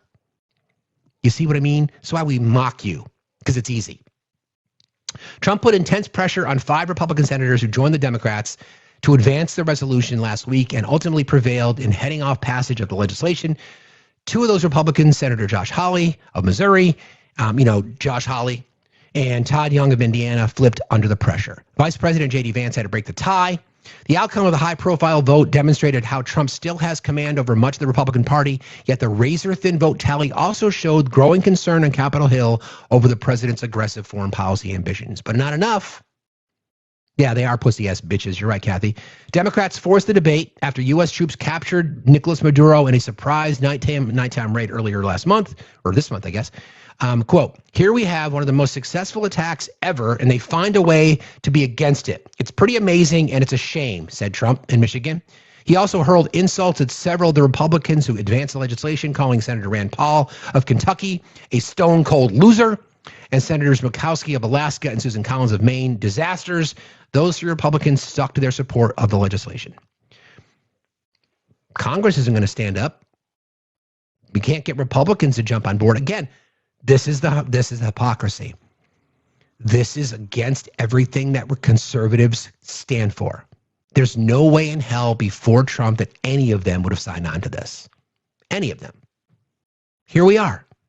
Here we are. Why? Why? Why are we doing this? Because of money. What was he promised? So we're gonna lean in a little bit now on Greenland. Actually, let me go through this exercise real quick, because we were talking about tyranny, and I want to make sure I can finish this piece because I think it's really relevant. So this is a little quiz. I asked ChatGPT for something. I was just curious about, like, are we tyrannical, or can we make a tyrannical comparison to what we've seen in the Trump administration? And it pointed out a few things, like what we just went through. So it said, attacking or delegitimizing the press. We just discussed this one. Calling them the enemy of the people, right? Numerous examples of that. Using the government to punish critics, indictments, threats, etc. Undermining independent institutions like the courts, like inspectors general, civil service neutrality. These are all things. Schedule B, firing the deep state, right? All these examples. Normalizing political violence or intimidation. And refusing democratic norms, rejecting election outcomes, and then weakening voting access. These are all things that we can obviously. So is there anybody from MAGA that would deny any of that? Of course you would, but how can you? How can you deny that he's not undermining independent institutions like the courts, like inspectors generals, like law enforcement, like colleges and universities? How can you deny that he's normalizing political violence or intimidation? How can you deny that he's refusing democratic norms? He still has not accepted the results of the 2020 election. Just the other day, he claimed that he won Minnesota all 3 times. I mean, so it's pretty reasonable to say that he is acting like a tyrant. Remember, he told us he was just going to be a dictator for one day. Now, what you don't understand, friends on the right, and for lots of people, as a matter of fact, you don't just put up a sign that say, hey, we are now a dictatorship. You do these little things. Life just goes on. Life just continues. People go to the store. People go to movies. People go on first dates, stuff like that. That stuff continues to happen. Meanwhile, your rights are being chipped away every single day. Every single day. Chip, chip, chip, chip. So it created this little quiz, right? So here's a tyranny authoritarian scorecard. So they ask a few questions, and I kind of went through it, and it says it breaks it down into a few categories. So just real quickly, and then 0 would be not happening or it's normal. 1 would be it's mixed, occasional, or a concerning trend, and then 2 would be frequent, explicit, or systematic. So the first one, free and fair elections. Okay. During the Trump administration, did they accept the results and did they protect voting rights? The answer is no. They did not. Did they question results or push restrictive rules? They questioned results, yes, but they didn't necessarily push any more restrictive rules. In some cases they did, but not really. And then tried to overturn the results or block real competition. They certainly did that. Peaceful transfer of power. Was it a normal transition? Nope. Was it rhetoric that undermined legitimacy? Abso-fucking-lutely. And then refusal to transfer and then encourage disruption? MAGA will say, well, he left the White House.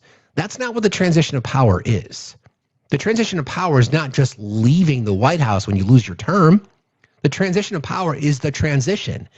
After you lost the election, you work with the incoming party as part of the transition. And I think about the Afghanistan withdrawal, right? And again, we can be objective because that's what we're supposed to do. Lots of missteps regarding the Afghan withdrawal. We can all agree with that. But part of the transition was communication from the Trump team as to what were the details of what you had signed. What were the details? What were the terms of the negotiation that you negotiated with the Taliban, but not with the Afghan government? So day one, this was the reporting from the national intelligence agencies when Biden took off. They were literally like, wait a minute, what? You promised us what? When do we have to get out? That would be an idea of how the transition of power did not happen. All kinds of things, right? That's what transitions do. You go from one administration to the next. It's not just the day. It's not just inauguration day. So was it normal? Certainly not. Was there rhetoric? Yeah, but was there a refusal to transfer and then to curse disruption? Absolutely. Independent courts respected. Do they follow rulings even when losing? No. Do they attack judges and then try to weaken courts? Absolutely. And then do they ignore the rulings and then purge judicial independence? Abso-fucking-lutely. These are the categories. The rule of law applies to leaders too. Do our leaders hold themselves accountable? Fuck no. Is there selective accountability and conflicts of interest? Absolutely. Are our leaders currently above the law and then the justice system politicized? You get the point. So, this is what we see. It's tyranny. They don't want to accept it. They refuse to accept it because they never thought in a million years that it would happen. When they came for the communists, there was no one there. I did nothing. When they came for the socialists, when they came for the weak, when they came for the poor, when they came for me and there was nobody left. Okay. I think I've got one more thing here. No, I'm good on that. All right. Everybody keep tapping and sharing, please. Let's talk a little bit about Greenland. This is wild. I did some maths, which is probably not good, but this is what he was saying. But so don't forget, there was a meeting between Danish and Greenland officials and J.D. Vance and Marco Rubio just recently. And of course, they were excluding Peepaw because apparently Peepaw doesn't even know who the fuck he's meeting with. So here you go. On Greenland, sir, the premier of Greenland said today, we prefer to stay with Denmark. Do you see that as the final word? That? The premier of Greenland. Well, that's their problem. So the premier of Greenland, he said, listen, we want to stay with Denmark. And the president of the United States says that's their problem. Okay. That's their problem. I disagree with him. I don't know who he is. Don't know anything about him. But that's going to be a big problem for him. You want to see democracy? What? On Greenland? What? Okay. But again, MAGA, we don't want to have any more intervention, do we? We don't want to be involved in anybody else's business, right? Of course not. So Bitch Boy got involved because Bitch Boy was asked a question about Greenland. Let me see if I can find Bitch Boy's comments. In case you don't know, in case you're just joining us here, please consider subscribing. Bitch Boy is Mike Johnson. He's my little bitch boy. So here you go. This is what he said. This is what he said about this. And we had a talk last night because I had to scold him. Scolding Mike. I won't even go there. It's kind of gross. But anyway, this is what Mike Johnson had to say about Greenland. As the White House should state explicitly that the concept of a military takeover of Greenland is off the table. I don't think anybody is considering that. I mean, it's not been in any briefing I've been in, and I go to all of them. Okay. So, Mike, is this one of those moments again where you're going to say you don't know? That's exactly what the fuck they're talking about. Where the fuck have you been, bitch boy? Where have you been? It's not. This is not a. I think this is a media narrative that's been created. Oh, I do. Right. We've been very clear. I mean, the Article 1 branch is clear. There's no declaration of war pending for Greenland. It's not a thing. I don't. Mike, Booby, your party just voted against reining in the president's power. Do you understand that? They literally just voted against reining in the president's power to do this fucking shit. Where the fuck are you? Anticipate any boots on the ground anywhere anytime soon. And look, there are negotiations. There is interest in Greenland for U.S. interests, America's first interest. It has to do with national security and. He just said America first interest. Okay, cool. We'll talk about that in just a moment. Critical minerals and many other reasons, and we've long acknowledged that. I mean, it goes back to I think the Truman administration was the first president who expressed a direct interest in being involved there. We've had military operations there over the years. Some of it's been dormant in recent years, but it's a serious area on the globe with regard to our competition with China and Russia and some of our other people we would regard as adversaries in many of these issues. Greenland is of strategic importance, its geography and everything else. So look, again, you have to wait for that to play out. I'm going to leave it to the administration to articulate it how they will. But I think what the president is articulating is something that everybody objectively has to acknowledge, that Greenland has strategic significance to us and also to other countries around the world. So we need to play that very seriously. Yes. Do you think the president and his... So don't forget, we have a treaty that already exists with Greenland. Now we could literally flex as many military personnel as we want. We've got bases there. It's got nothing to do with what they're talking about. It's got nothing to do with it. In my opinion, they're doing this to benefit Vladimir Putin. That's why they're doing it, because there's a NATO base there as well. There's surveillance there. I mean, it's fucking nonsense. He doesn't give a shit about Article 2 powers. He's talking about Congress's power to check the executive. He doesn't fucking care. He doesn't give a shit. Doesn't care in the fucking least. And that's going to be his legacy, right? It's going to be Mike Johnson's legacy. Mike Johnson is going to be remembered as the person who denied survivors' voices being heard that are victims of predatory behavior, rape, all kinds of shit connected to the Epstein files. That's one thing. He's also going to go down in history as the most ineffective Speaker of the House ever. The 118th and 119th Congress, of which he oversees, are the least productive Congresses ever. He sold his fucking soul. Again, all of this, I mentioned this yesterday, all of this is an attempt to avoid exposure of the people that committed crimes against girls and boys, children. The federal government of the United States under Donald Trump is currently going through every possible means they can to protect the people that have committed these crimes. Not the survivors. Nope. Not their voices. Nope. It's the people who are perpetrated these crimes, not the victims of them. You know, the pro-life crowd, the men and women's sports crowd, Sasha Riley. So this more of the rhetoric, and then we're going to get back to Greenland in just a second. This is the president responding to questions about Venezuela. Hold on. You have people, Democrats, they say, I don't know if we should have done Venezuela. I don't know. Anybody that says that hates our country, okay? That was as flawless an attack as there has ever been. See what I mean? And they asked us to help them. They have 50 million barrels of oil. They said, take it. It's $5 billion. And we did. We're working with the Venezuela. It's like a day and a half supply, the 50 million barrels. Like a day and a half supply. Well, and people and representatives, and it's amazing.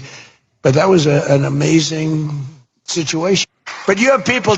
So again, it's not, and by the way, it's not just Democrats that are saying this. Republicans are pissed off too. Why the fuck are we doing this shit? But again, America first. Okay. A little bit more sound. We've got reporting about how the U.S. is suspending immigrant visa processing from 75 countries over public assistance concerns. You guys have heard about that. We'll get into that in just a moment. On Greenland, European troops are now arriving in Greenland as talks with the U.S. highlights disagreements over the island's future. Yeah, okay.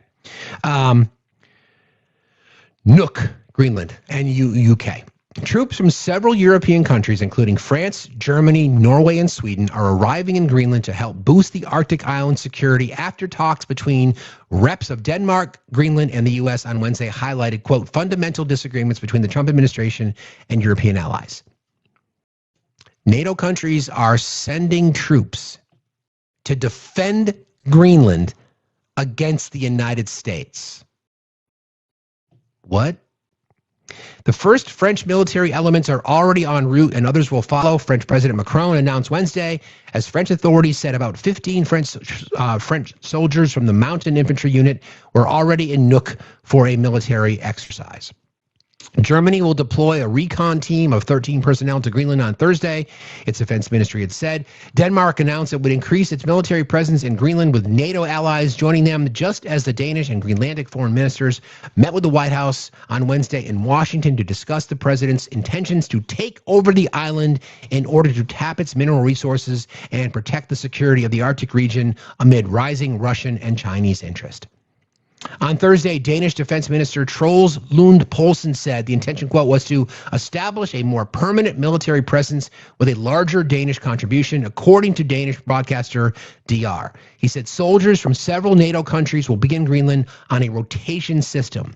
Danish Foreign Minister Lars Løkke Rasmussen, flanked by his Greenlandic counterpart Vivian Musfed, said Wednesday that a fundamental disagreement over Greenland remains with Trump after the highly anticipated talks at the White House between Vice President J.D. Vance and Secretary of State Marco Rubio. So, you know, again, it's the argument is not even about, you know, the national security threat.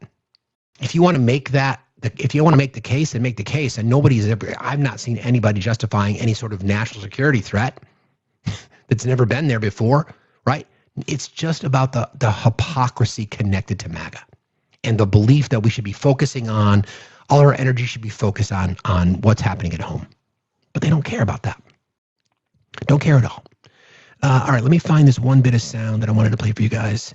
This is Tulsi Gabbard back in 2019. She's been one of the few people in D.C. who's been pretty consistent, or at least used to be, pretty consistent on regime building, or regime change and nation building. So I'm going to play this sound for you, and then I'll be right back. So here you go. Today, where not only are we still dealing with the cost of regime change wars, that we're not just paying for what's happened in the past, but that leaders in Washington today are advocating for waging more of these wars in other countries. In Venezuela, this is really about oil and making it so that American oil companies can get access to those resources in Venezuela. And they're willing to put all options on the table. They're doing exactly what's been done before in places like Iraq and Libya and Syria right now, to a great cost to us, to a great cost to our service members, and a great cost to the Venezuelan people, as you said, who've already had to experience the negative impacts of U.S. Interference and intervention. Situation today where not only are we still dealing with the cost of regime change wars, that we're not just paying for what's happened in the past, but that leaders in Washington today are advocating for waging more of these wars in other countries. In Venezuela, this is... You get it, right? Like, one of the reasons that she was brought on to be NSI would be, or the National Security Director, would because of her opinion on regime change. And now here we are, just regime changing. Again, nothing to see here. Totally fine. Nothing at all to see here. Okay, got a couple more bits of sound that I want to play on that particular topic. Where is it?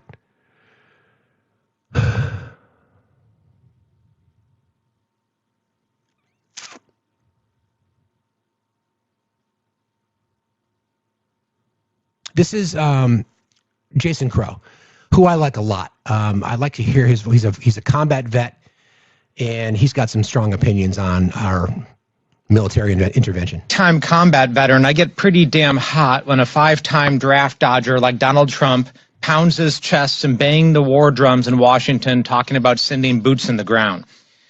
We're not even a year into this administration, and President Trump has bombed 7 countries. He doesn't seem to see a problem that he doesn't think he can bomb his way out of. I learned years ago that when elites like Donald Trump bang the war drums and pound their chests in Washington, D.C., and talk about sending troops into the ground or into combat, he's not talking about his kids. He's not talking about all of his minions' kids. He's talking about kids like me and the people that I grew up in working class areas, rural places around the country that have to pick up rifles, jump into tanks or helicopters and do the thing, and do the tough work. Well, America is over it. America is over the $3 trillion we've spent, the quagmires of failed nation building, the sending of our sons and daughters and brothers and sisters to enrich oil executives.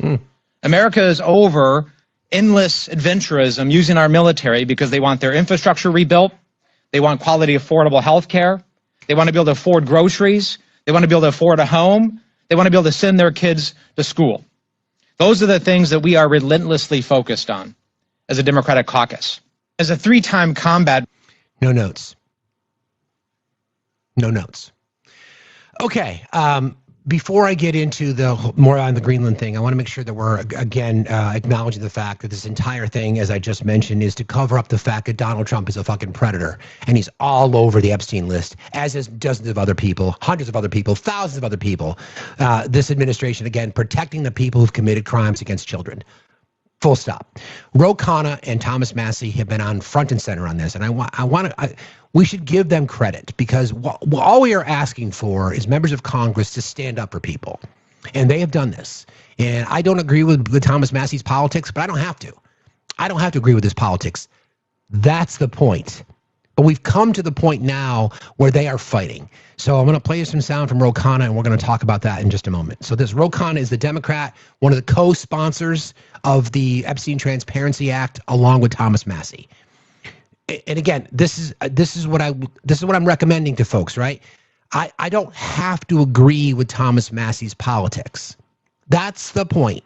If we go back before the era of Donald Trump, you would put me in a room and I could debate politics with someone. And I'd love those conversations. Let's talk about how we move the needle on tax reform. Let's talk about how we can approach, funding of social service programs. That's what we should all want. The desire, because you do need counters, right? We obviously have to have conversations. Our government, the bicameral approach to our government, was designed that way. It was designed for compromise. You've got an idea, I've got an idea. They're far apart. How do we make compromises? That's how legislation happens. Not anymore. So again, I can disagree with Thomas Massie's politics, but I can support the fact that he's been pushing hard and has been unrelenting. So this is Ro Khanna talking about a step that they took. Epstein update.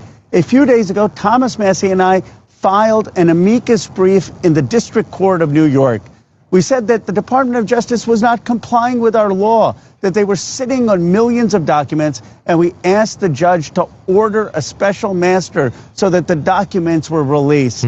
Today, the judge responded. He has ordered the Department of Justice to explain whether they should appoint a special master and why they're not releasing all of the documents. Thomas Massie and I will be responding to the Department of Justice's argument. This is a huge step forward.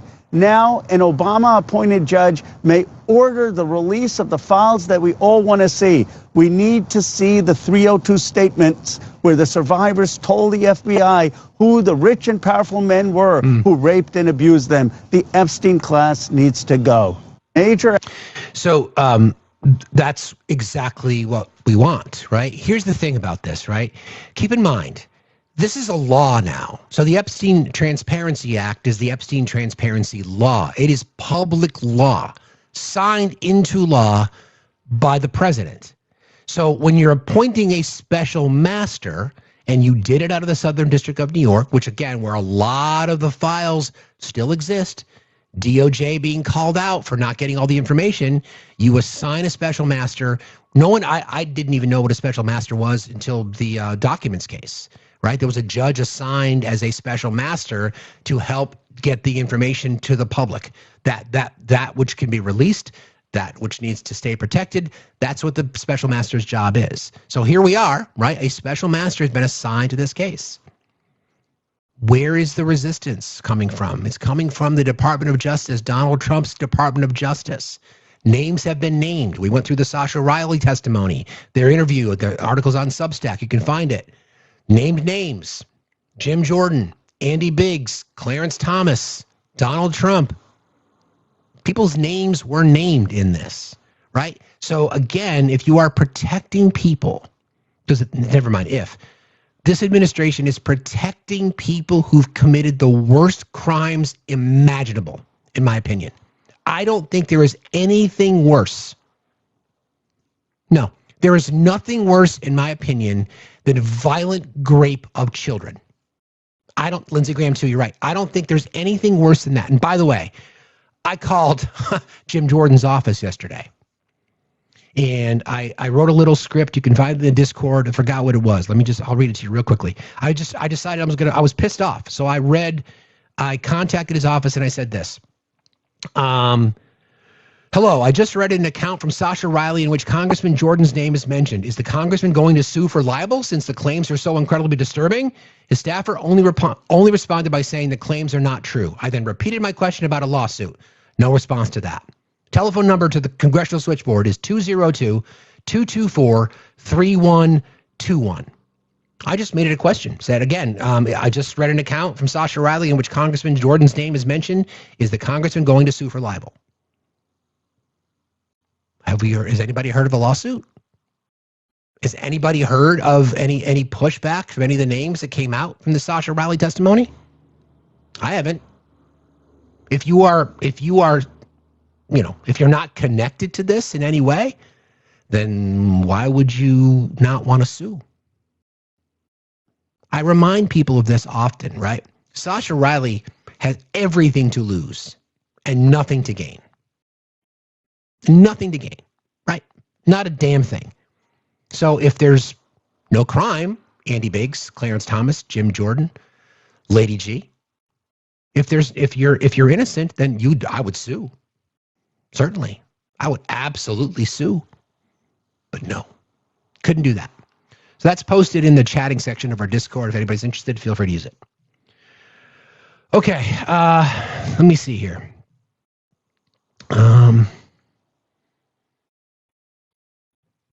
This is a story. Thank you, Justin. I have this pulled up, and I'm going to pull it up right now. This is the story I mentioned earlier. As far as ICE goes, I know I'm bouncing around a little bit because these are all things that are related. The entire point here is that we've got tyranny. Okay, so this is the story of an anti-Trump journalist claims ICE offered her a job after 6-minute interview and sloppy vetting. Slate reporter Laura Jadid describes her experience of recruiting process and concludes it's so sloppy that the administration effectively has no idea who's joining the agency's team. This is reported by The Independent. A journalist has claimed that she was offered a job with ICE after an interview that lasted less than 6 minutes and without her having to write a single signature on agency paperwork, although the Department of Homeland Security has disputed her story.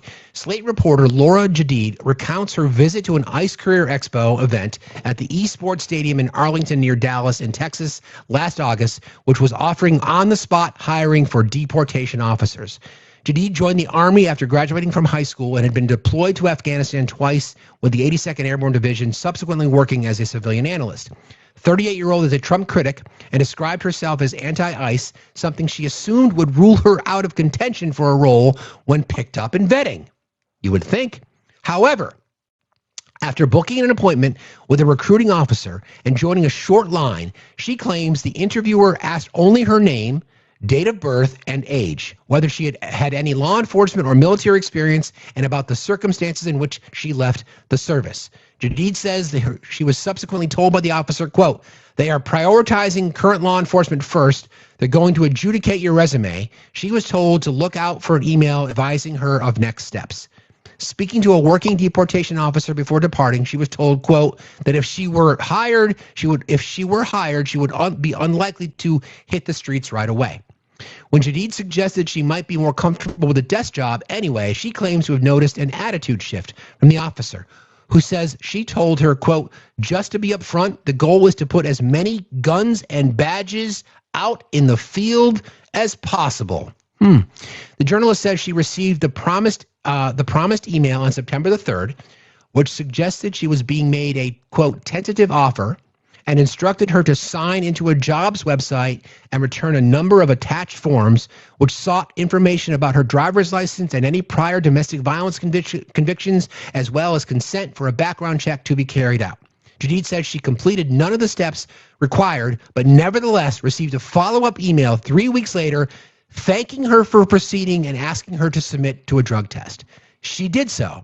9 days later, logged into the jobs website. Somehow, quote, somehow, despite never submitting any of the paperwork they sent me, not the background check or the ID info, not the domestic violence affidavit, none of it, ICE had apparently offered her a job. The site claimed she had accepted a final offer and, as of September the 30th, been entered on duty, assigned to her home state of New York. Quote, by all appearances, I was a deportation officer without a single signature on any agency paperwork. ICE had officially hired me. She claims that the site she also listed as having passed a fitness test and a background check on October 6th, despite its being only October 3rd. At the time, she ultimately declined the position. A DHS spokesperson told The Independent, quote, applicants may receive a tentative selection letter following their initial application and interview, that it's not a job offer. This individual was never offered a job at ICE. The Independent also reached out to ICE for further comment. They were denied. I want people to think about that for a second.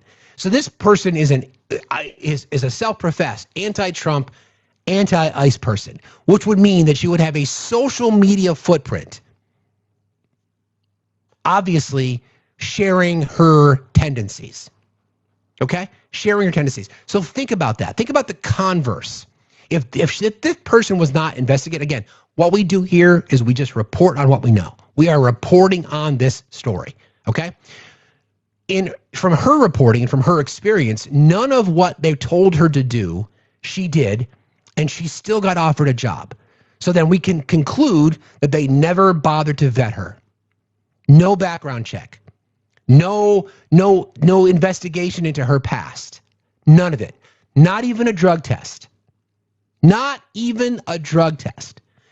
This person passes with anti-ICE, anti-DHS, anti-Trump tendencies in her background. She passes. So what does that mean for every other applicant?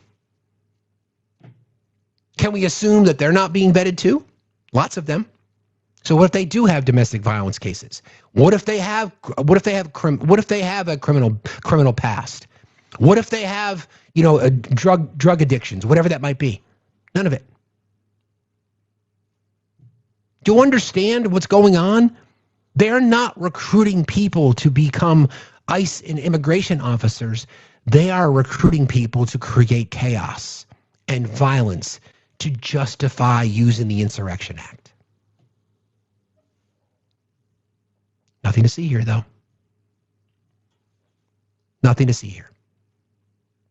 Proud Boys, 3%ers, Oath Keepers. Is this merit-based hiring?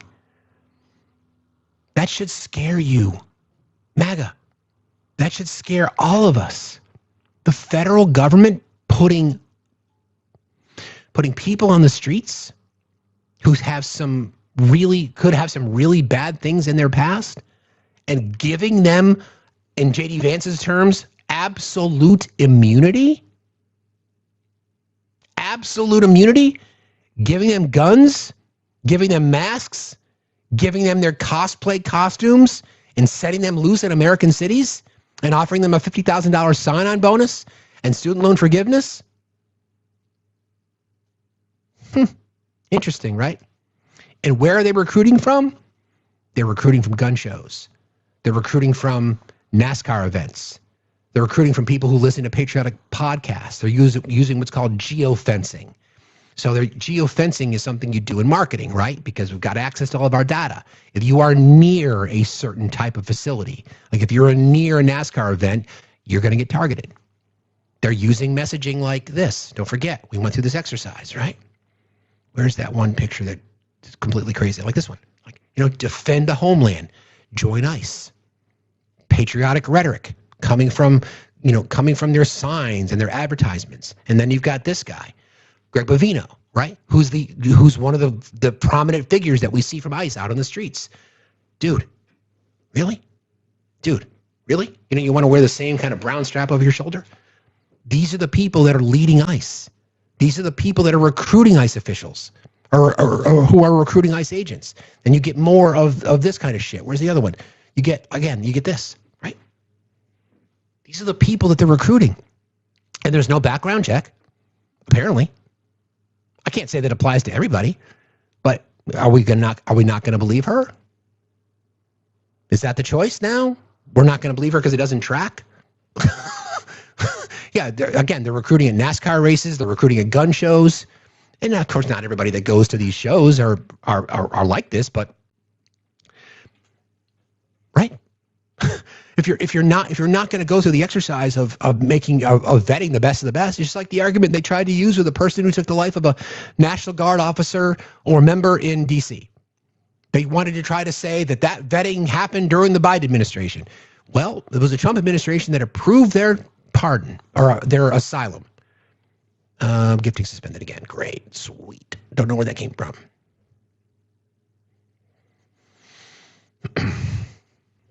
This is what we're talking about here. The largest police force that we have, ICE, and we have no idea what their qualifications are. None. No idea what their qualifications are. None. 47 days of training. Couldn't we expect if we're going to put ICE in a position where they're law enforcement, which they are federally, they're federal law enforcement, shouldn't they then be subjected to the exact same training that other law enforcement would have to go through? Right? See, this is why the term ACAB applies, because it's the system itself, right? Of course we know there are good officers, but it's a system that defends others and protects others. Just like I say to you guys every single day, a system built by people who look like me to benefit people who look like me, but most importantly, to protect people who look like me. I did. I appealed it, Heather. I did. It comes back. Sometimes it comes back. Sometimes it doesn't. I know it's happened to other creators as well. But the point is, if there's no vetting and there's no background check, and there's reporting of people disguising themselves as ICE agents and they're assaulting women. Where's the fucking line? Where's the line? Nobody seems to care. Nobody seems to give a shit. Again, as long as it supports your narrative. But when we have blue hair, nail polish painting ICE agents in 2029 and they're looking for truck nuts, you're first in line. Good morning, my friend. How are you? Good morning. How are you? I'm doing all right. What's going on? Two things. Yesterday I spent about 20 minutes on my live asking the chat to tell me who said it. And I just went through phrases that either like MAGA, Trump, or this administration has said versus what was said in the 1930s. And I know people have done this, so I'm not telling anything new. But it was shocking how similar and how you couldn't tell the difference between that. It's the same playbook. The other thing I'm wondering is, have the Proud Boys and all those groups, they've been kind of, I haven't heard from them. They must be ICE, right? Like, are they still, do we still see them out doing their thing? Because I never see ICE and the Proud Boys in the same room together. Yeah, well, true, good point. Well, we see that, like we see the Patriot Front. That's another one of those masked beta bitches.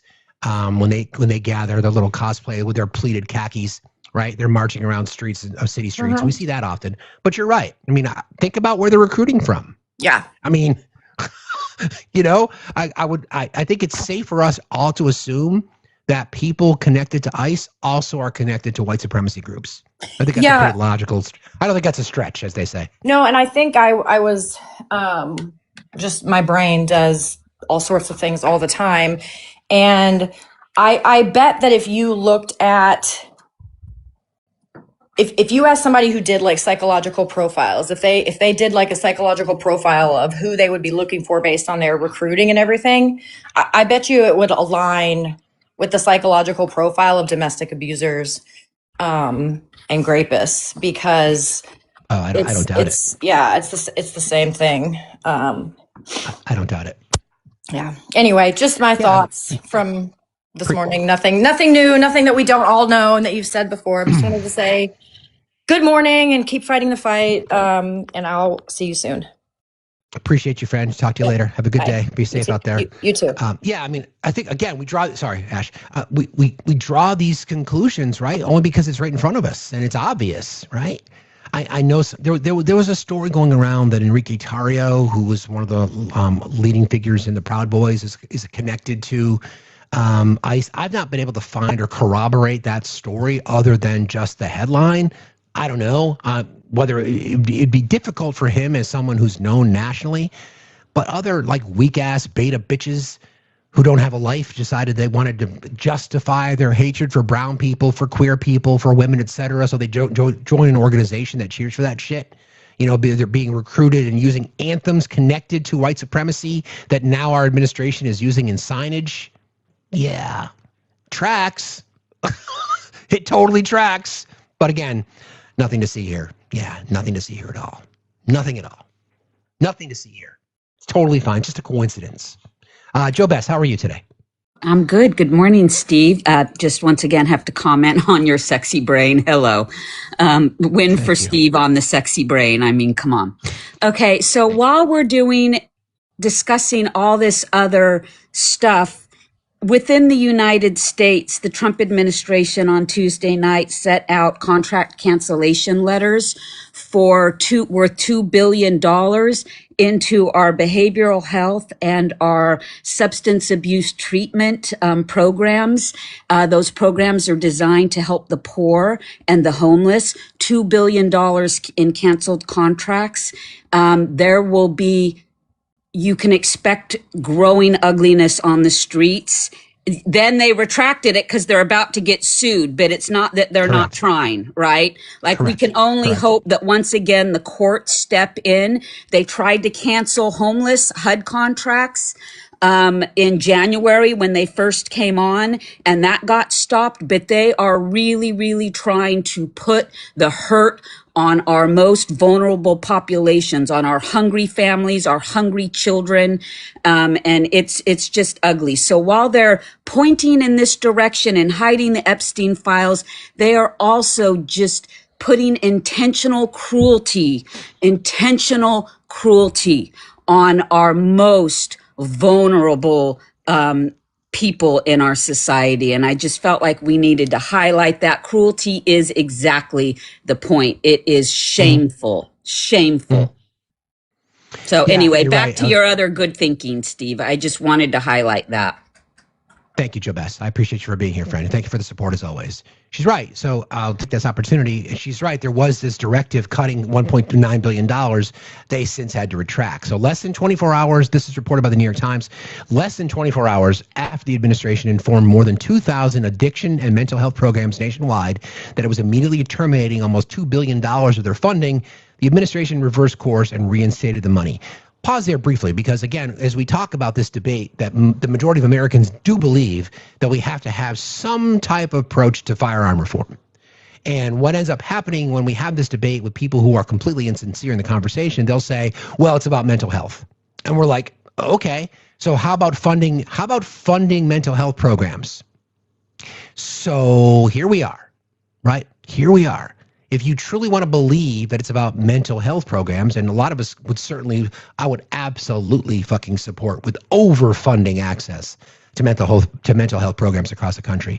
This administration just cut $2 billion from mental health programs. And then they got caught because they're going to be like, oh, fuck, we're going to get fucking sued.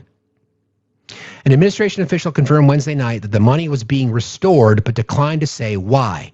The decision followed furious lobbying by lawmakers from both parties to restore the cuts and a letter to the health secretary, RFK Jr., with signatures from 100 House members. These are cuts he should not have issued in the first place, Rep. Rosa DeLauro of Connecticut, the top Democrat on the House Appropriations Committee, said in a statement after the reports of the reversal. Quote, This episode has only created uncertainty and confusion for families and healthcare providers, she added. I hope this reversal serves as a lesson learned. Congress holds the power of the purse, and the secretary must follow the law. On Tuesday, the Substance Abuse and Mental Health Services Administration, which Mr. Kennedy oversees, had sent a form letter to the program about the cuts. The form letter obtained by the New York Times said the funding termination would be effective immediately, explaining only that the services no longer aligned with the agency's priorities. The Substance Abuse and Mental Health Services Administration. And the statement was, those programs no longer align with the agency's priorities. Substance abuse and mental health services?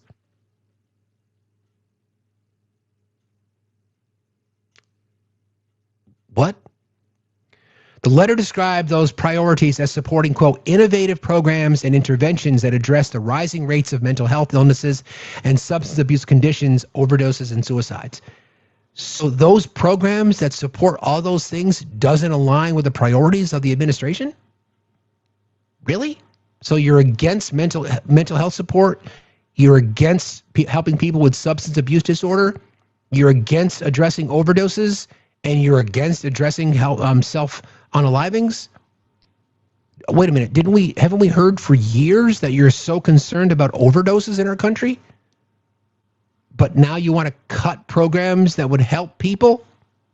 What? The cuts would have affected long-standing agency investments like drug courts that offer treatment as an alternative to incarceration, programs for pregnant and postpartum women in recovery, screening and referral services, and overdose prevention education for young people. Wow. Yeah, exactly. Just pray it away, right, Patty? Missouri's statewide association, why is it always Missouri? Sorry, Sam. Missouri's statewide association of emergency medical services workers, a nonprofit professional organization, had learned that $5.2 million were being slashed from programs that train staff to administer and distribute overdose reversal medications, as well as to talk with people in crisis about mental health and addiction treatment programs. Like, what else? What do we do? I mean, you make this one make sense. Thankfully, they put the money back in, but why would you cut it in the first place? Now, do you guys understand? This is basic economics here. They need to pay for their tax cut. So I want MAGA to understand something, right? The $1 trillion that got cut from Medicaid, Medicare, ACA, and again, the ACA is on the block again because 17 Republicans joined with Democrats to push this. They signed a continuation of ACA benefits. They've already expired, but they've signed that. It's going to go to the Senate. It's expected to pass the Senate. The question is, will the president sign it? Likely, but it's going to take a little while, right? It's going to take a little while. I've already paid my massive bill for the month of January to keep my fucking health insurance. It's fucking wild, but here we are again. Programs and rhetoric that MAGA voters have said, well, yeah, there's too much drug use in our country. We got to do something about it. And here are programs that literally do something about it, and they cut it also to fund ICE. You're right. Seems like that's not necessarily a priority now, is it? Yeah, probably not. Probably not. I'm with you on that one. Who said that? Diamond Girl, I'm with you. Mine went up $1,150. Hi, Hazy. How are you? Hi, I'm sorry. I'm the person who kind of spammed in the chat about this particular thing. I hadn't heard that they had taken it back. My son is seriously and persistently mentally ill and has been on the streets for 10 years.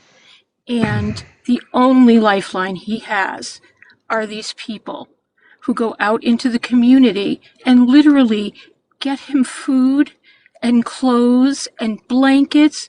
Every day these people are out there. He is not fun to look at. He's completely out of his mind. But there's nothing that no laws in effect that can force him into treatment. It doesn't work if you force them anyway most of the time. But he's really a lost soul now. and he has kids, and they want to take away the only thing that's keeping him alive. And I'm really sorry, I'm getting emotional. It's okay. I got you. He is, or was, brilliant. He was a musician who could compose things by ear. He was the best father. And then he got sick.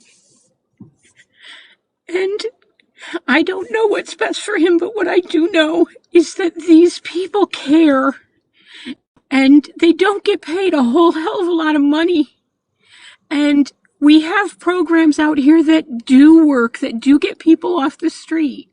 My son is really an outlier in how ill he is. Okay, so I want to know where he's putting the money. I want to know all the stuff that he's taken away from our citizens. There doesn't seem to be anybody following the money trail. I don't believe anything he says at this point. Nothing. But I just feel like, you know, it's not a lot to ask for people to take care of the ones that can't take care of themselves. It's not too much to ask. And he's going to do it again. When people aren't looking, he's going to do it again. He's terrible. This is the worst president in my lifetime, and I'm 60. So, I mean, you know, but I really feel like you guys, you're making a huge difference. And there's so much being thrown at us constantly. And it's chaos, and it's intentional chaos. It's to basically traumatize us all so we can't fight back. And you guys are keeping us sane. And I really wanted people to hear from someone who has absolutely no way out without help. And I wanted people to know that my son is a human being. And he's not treated like one very often. So, anyway, I'm sorry I went on too long. I apologize. No apologies, please. We see you. We see you. Thank you. Thank you. I love your live, and I don't have the money to give you anything, unfortunately, at this point. Don't worry about it. It's okay, Hazy. It's okay. But we got you. I really appreciate you, and I appreciate what you're doing. Thank you, friend. I appreciate you, Hazy. We see you. I appreciate you being here. Hazy, I don't know if you're in our Discord. But you should consider joining. And I'll say this to everybody. We do have lots of resources in our Discord. We have an Are You OK channel where that's monitored for people who are just going through some shit, just want to get some stuff off your chest. We can align you with mental health resources that exist across the country. So if you're interested, and this goes for anybody, if you want to consider joining our Discord, it's free. We just ask you to go through the verification steps. You'll find the link that's in the link tree in my bio. If not, just copy the link. It's FactsHQ. You'll see the link in my link tree, or you can just reach out to a moderator. Please consider joining, because if the only thing you accomplish from it is becoming part of a community, then that's a win for you. So thank you for being here, Hazy, and thank you for telling your story. I appreciate you. You got it. See you later. Thank you. Bye-bye. All right, bye.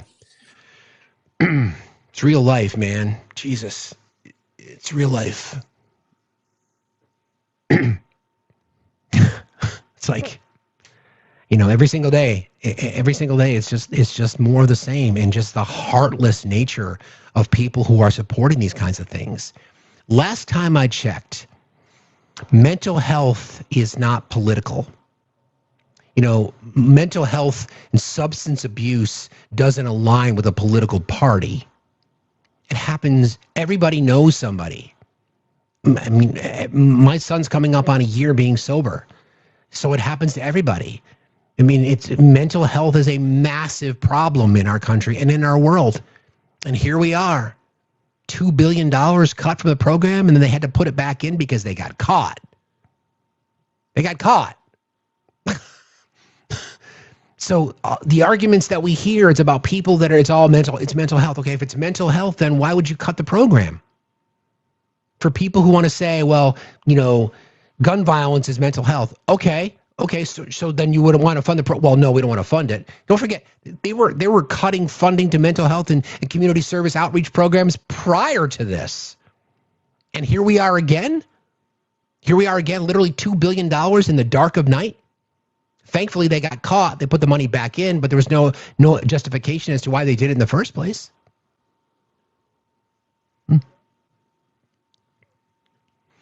I want to kind of just briefly, I want to talk about something that this kind of is a continuation of something that happened earlier this week when we were discussing propaganda. So there's a new image well, I'm not going to say it's new, but this campaign has been, it's back out in the Twitterverse, or so to speak. The milk mustache is back. Drink whole milk. It might seem innocuous to many people who aren't paying attention, right? It might seem like, okay, this is the milk mustache and the fists on the desk. The problem is that there is symbolism connected to this, right? And you'll never guess what that symbolism is intended to. You'll never guess what emotion is connected to it, right? So, milk and white supremacy. Some extremists used milk as a dumb visual shorthand for whiteness and purity. The lactose tolerance myth. White supremacists sometimes claim that white people can digest milk better, so we're biologically superior. Reality, lactose tolerance varies by ancestry and region, and its evolutionary adaptation tied to historical dairy farming, not racial superiority, of course. Groups and influencers have done stunts like chugging milk on camera to signal white identity and bait outrage. Milk is not a white supremacist symbol in normal life. It's just milk. The association, though, comes from specific online subcultures and extremist signaling. Some online white supremacists and alt-right figures started using milk as a sort of visual shorthand for white identity. They did this through memes, through emojis, videos, social media profiles, presenting milk as being a sign of lactose tolerance and by extension, white genetic superiority. For example, extremist figures such as Richard Spencer once used a milk emoji in their social media profiles as a way of signaling affiliation. Groups appeared in videos chugging milk as a part of gatherings that were explicitly tied to white nationalist messaging or alt-right trolling. It wasn't about milk itself. It was about turning something mundane into coded messaging. These are dog whistles. They're all dog whistles. This one, right? I went through some ones earlier. This one, right? Yeah, more importantly, that one. What else do we have? These dog whistles. They're all dog whistles. All of them. They're not necessarily overt anymore. They're out loud and proud. So here it is again. Right? The milk mustache is back. Drink milk. They think they're funny. The role of this as far as the meme culture goes. A lot of this comes from meme culture and trolling tactics, especially on forums like 4chan and among alt-right communities. These groups take everyday symbols like milk, the OK hand gesture, Pepe the Frog, and try to assign them racist meanings as part of a culture war signaling. The point is often not even coherent. This comes from The Guardian. The point is often not even coherent ideology, but provocation and in-group signaling, telling other extremists, this is our thing. It's a mix of recruitment, trolling, and rhetoric. Again, no big deal. Nothing to see here, though. The President of the United States using symbolism connected to white supremacy. You can say, oh, it's just an ad campaign. Well, there's no ad campaign going on. The milk mustache is back. Drink milk. Look at the picture. It's intended to create emotion. American flag, patriotism, president, the resolute desk, fists on the desk, glass of white milk. Some of the messaging connects milk to lactose tolerance, which varies by ancestry. Traditional agricultural societies, including in parts of Europe, parts of Africa, and the Middle East, developed lactose tolerance over time It isn't unique to any one race. It's just milk. Exactly. Not just milk, but whole milk. That's the key. Drink whole milk. But alt-right rhetoric sometimes tries to claim that lactose tolerance is sort of a biological marker of white superiority. That's a misuse of genetics and anthropology to push an ideological narrative. White power, right? Whole milk. Public discussions about the symbolism often come up because animal rights groups like PETA posted commentary about how milk has been used in these online subcultures, prompting media coverage. Journalists and researchers noticed the strange phenomenon of extremists embracing milk imagery. Internet culture stacks memes on top of each other, so the idea becomes more widely shared, often with satire or mockery from people outside those extreme circles. Is it just a coincidence? Are all these things just coincidences? Are they just trolling? You have symbolism connected to white supremacy. You've got symbolism connected to Yahtzee rhetoric. You've got 14 words in a statement. H is capitalized, 1488. Dog whistles for white supremacists. You've got music that they use at Proud Boy events being used in ads submitted by DHS. I mean, you can say that it's a stretch, but I think that where there's smoke, there's fire, especially when it comes to white supremacy. But again, nothing to see here, right? Of course. And then this little sort of exercise, I was curious about, what we all grew up with as far as traditional conservative values, right? Or I shouldn't say values, traditional conservative tendencies when it comes to politics. So traditional conservatives, this is from Politico. Traditional conservatism's political beliefs, right? Classic U.S. conservatism, right? Yeah, the flagpole is 88 feet. Is that true? Is the flagpole that they put up at the White House 88 feet tall? Is that true? Can somebody look into that? Is that really true? A traditional conservative belief set would be limited government. Government should be smaller, less intrusive, and less involved in everyday life. Okay, so there you go. Confirmation, the flagpole put up outside the White House, 88 feet tall. H is the 8th letter of the alphabet. 88 in white supremacy circles signifies the mustache man. That's why statements like this one, which one is it? It's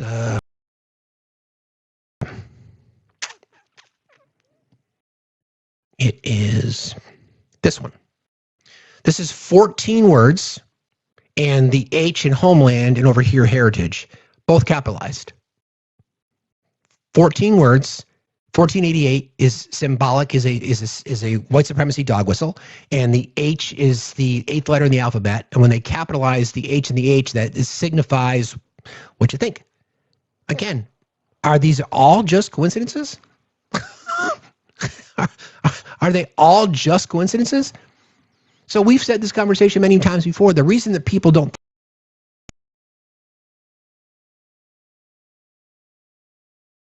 racist, bigoted, transphobic, or homophobic is likely because they're racist, bigoted, transphobic, and homophobic. So, conservatism, limited government. Government should be smaller, less intrusive, and less involved in everyday life. Is that MAGA currently? Again, it's one thing to believe it. It's another thing to look at the reality. Okay? So, government should be smaller.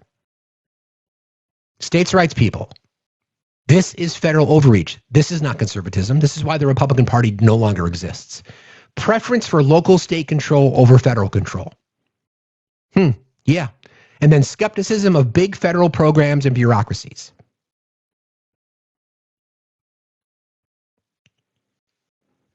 Right? Does that sound like MAGA today? Hell no. They are as big as you can possibly get. They want the government in everybody's business. They want the government in your doctor's office. You don't need to tell women that. Fiscal responsibility. Emphasis on a balanced budget and then reducing the national debt and controlling spending. Nope. None of those things apply. Debt's gone up. Spending's gone up. And then opposition to large-scale government expansion unless clearly justified. That's all they're doing is expanding the government. Also, free market capitalism. Strong belief in private enterprise, competition, and minimal regulation. Well, that's true. They don't believe in regulations, that's for sure. And then lower taxes, fewer rules for businesses, and a belief that markets generally solve problems better than government. That's what they tell you. But as long as the rich are getting their tax cuts, and then the tax burden falls to the rest of us. Okay. Strong national defense plus alliances. Peace through strength. Support for a powerful military, and then historically pro-NATO and supportive of global alliances as a way to project stability. Is Donald Trump pro-NATO? Repeat the first two. Peace through strength, and then support for a powerful military. That's what they claim, right? And then is Donald Trump pro-NATO? So I'm bringing this up to you because this is what traditional Republicans stood for, which is why we could have these debates, right?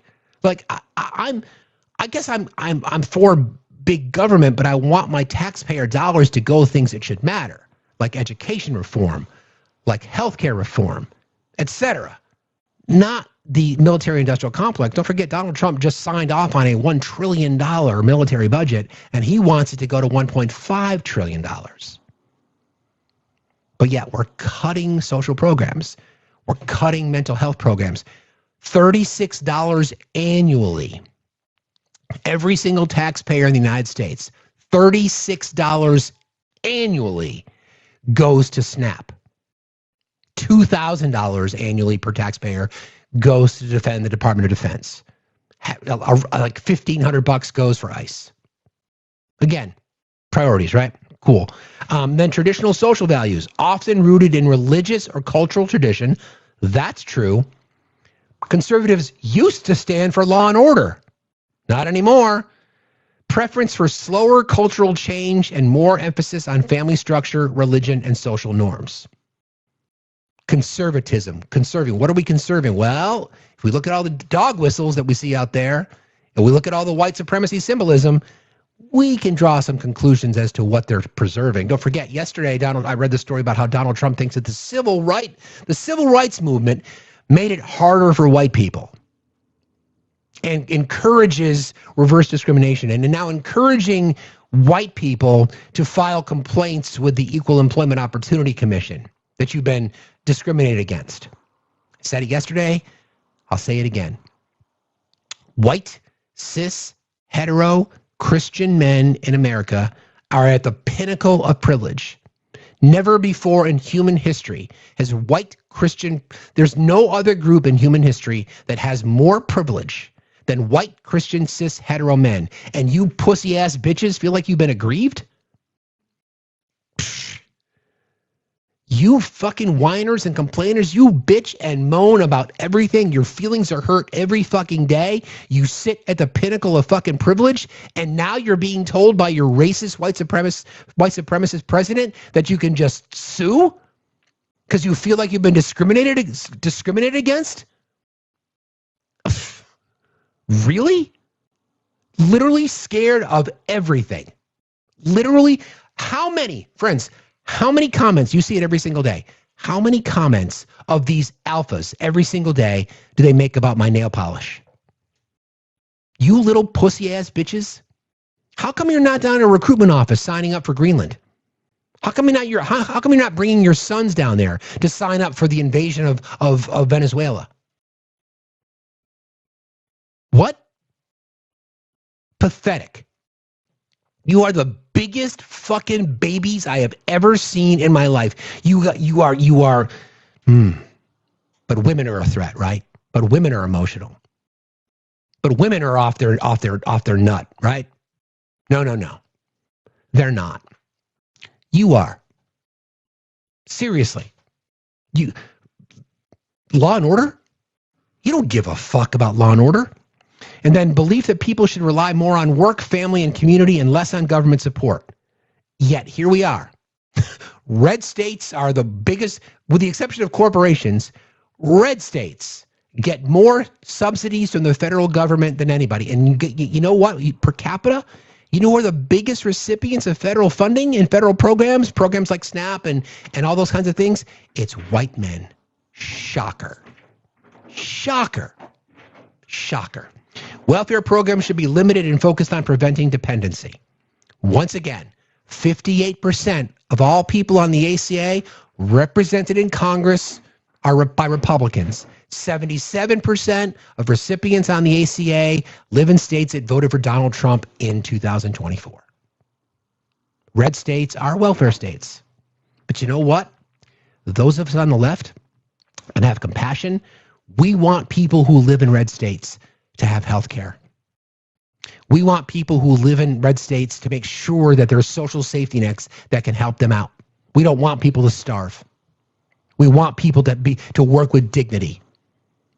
I am happy to have my taxpayer dollars go to make sure that the bright red MAGA, the most bright red MAGA truck nut, flag flying individual has affordable health care. And I don't even think about it because it's a priority.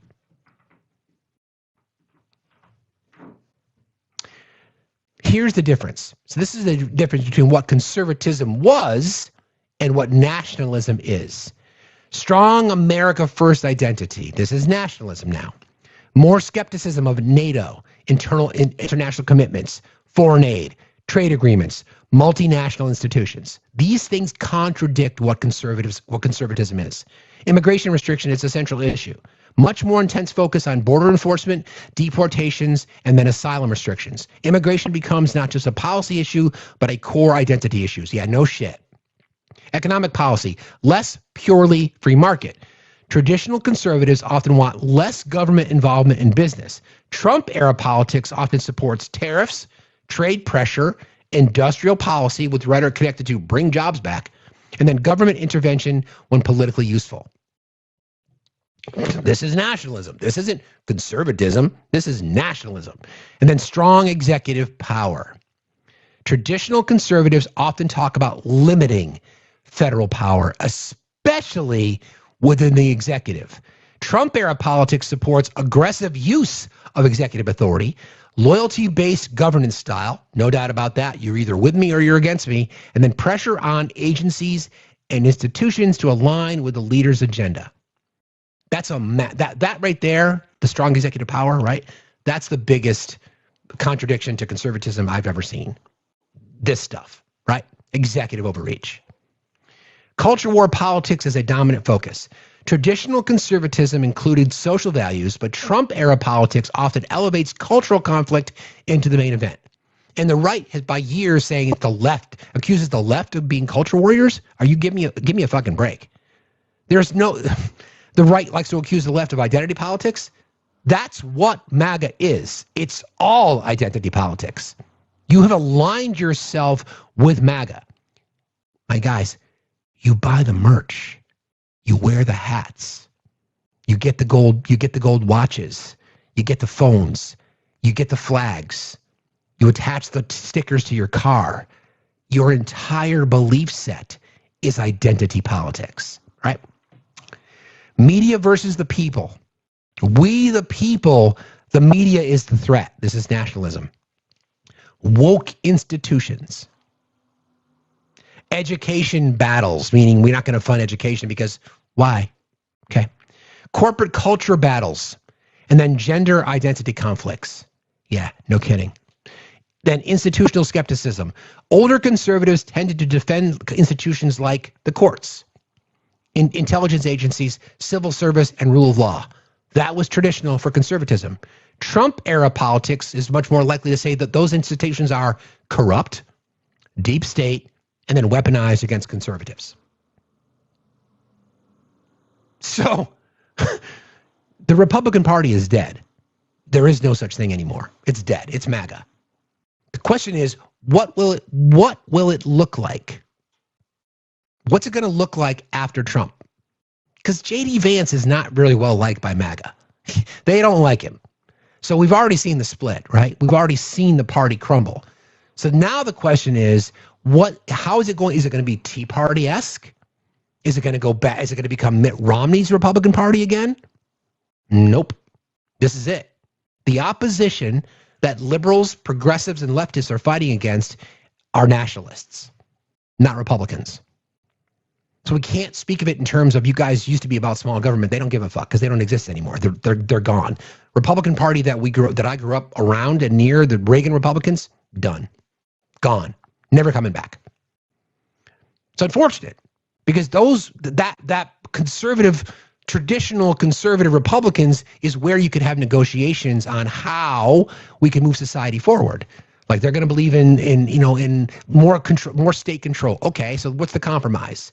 We need to have federal interactions and making sure that we're making equity and fairness across the country. It doesn't exist anymore. That Republican Party just does not exist anymore. It's gone. It's never coming back. It never will. And quite frankly, I don't want it to come back because it's one big contradiction after another.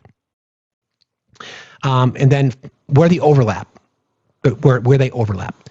Judicial appointments in courts, Trump-era conservatives strongly support reshaping the courts. Yes, that's true, but not the way in which they're doing it. Deregulation and taxes. Many Trump-era policies still favor lower regulation and tax reduction. But again, who gets the tax breaks?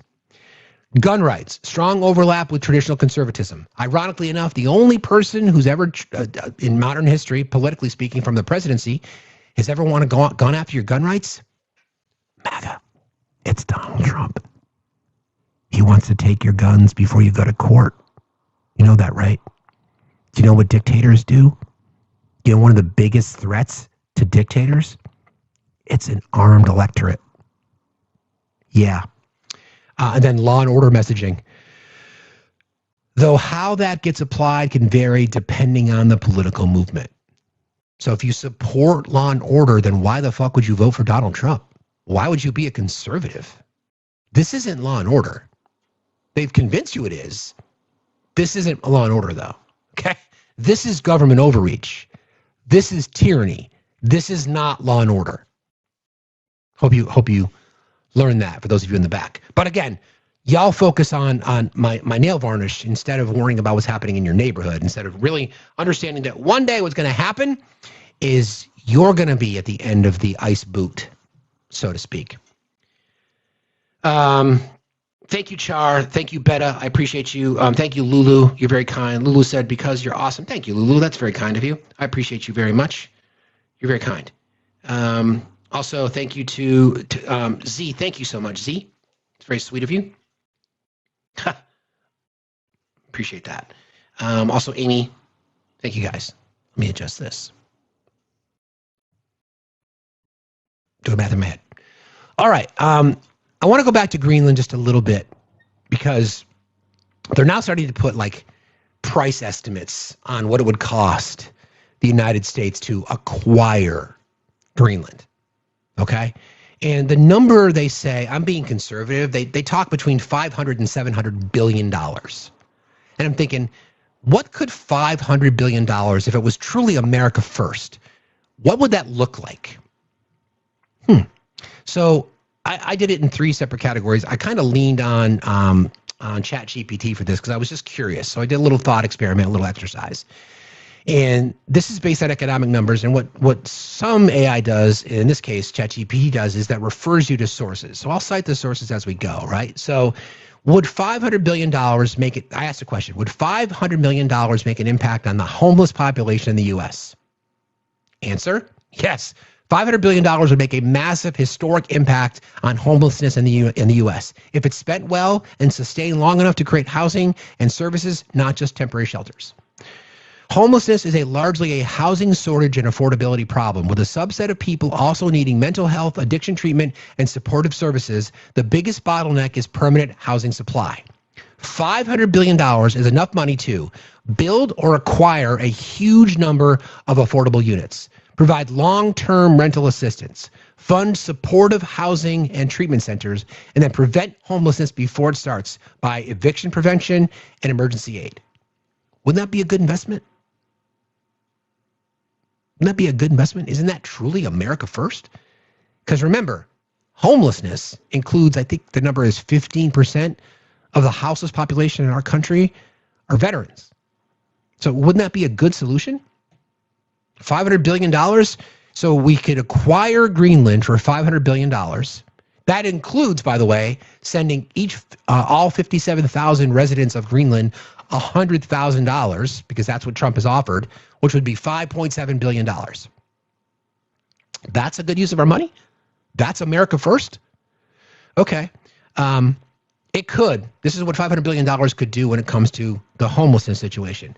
It could create a large amount of permanent housing, even at high all-in costs, land, construction, financing, local approvals. $500 billion could support hundreds of thousands to over 1 million housing opportunities through a mix of new construction, converting hotels, unused buildings, modular housing, and then rehab of existing units. It could reduce chronic homelessness dramatically. The most visible homelessness encampments, long-term street homelessness, is heavily concentrated among people who need permanent supportive housing. A major investment here could cut chronic homelessness sharply in many cities. Don't forget, a part of the messaging that we get from the right is, well, we can't have these encampments. We can't have homelessness in the streets of American cities. They're dirty.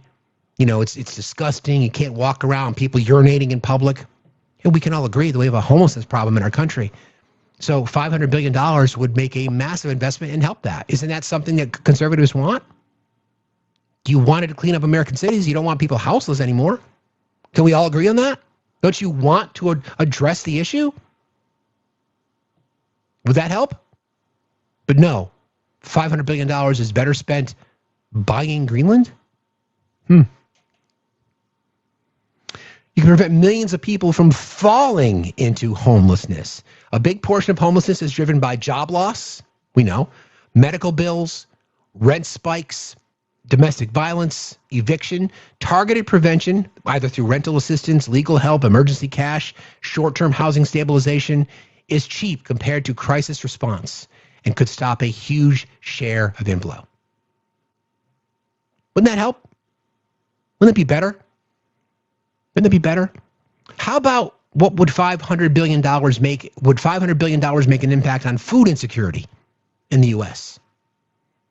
Again, just keep in mind, that $500 billion that they're talking about to acquire Greenland is coming from your taxpayer dollars. That's where your tax money is going to go, okay?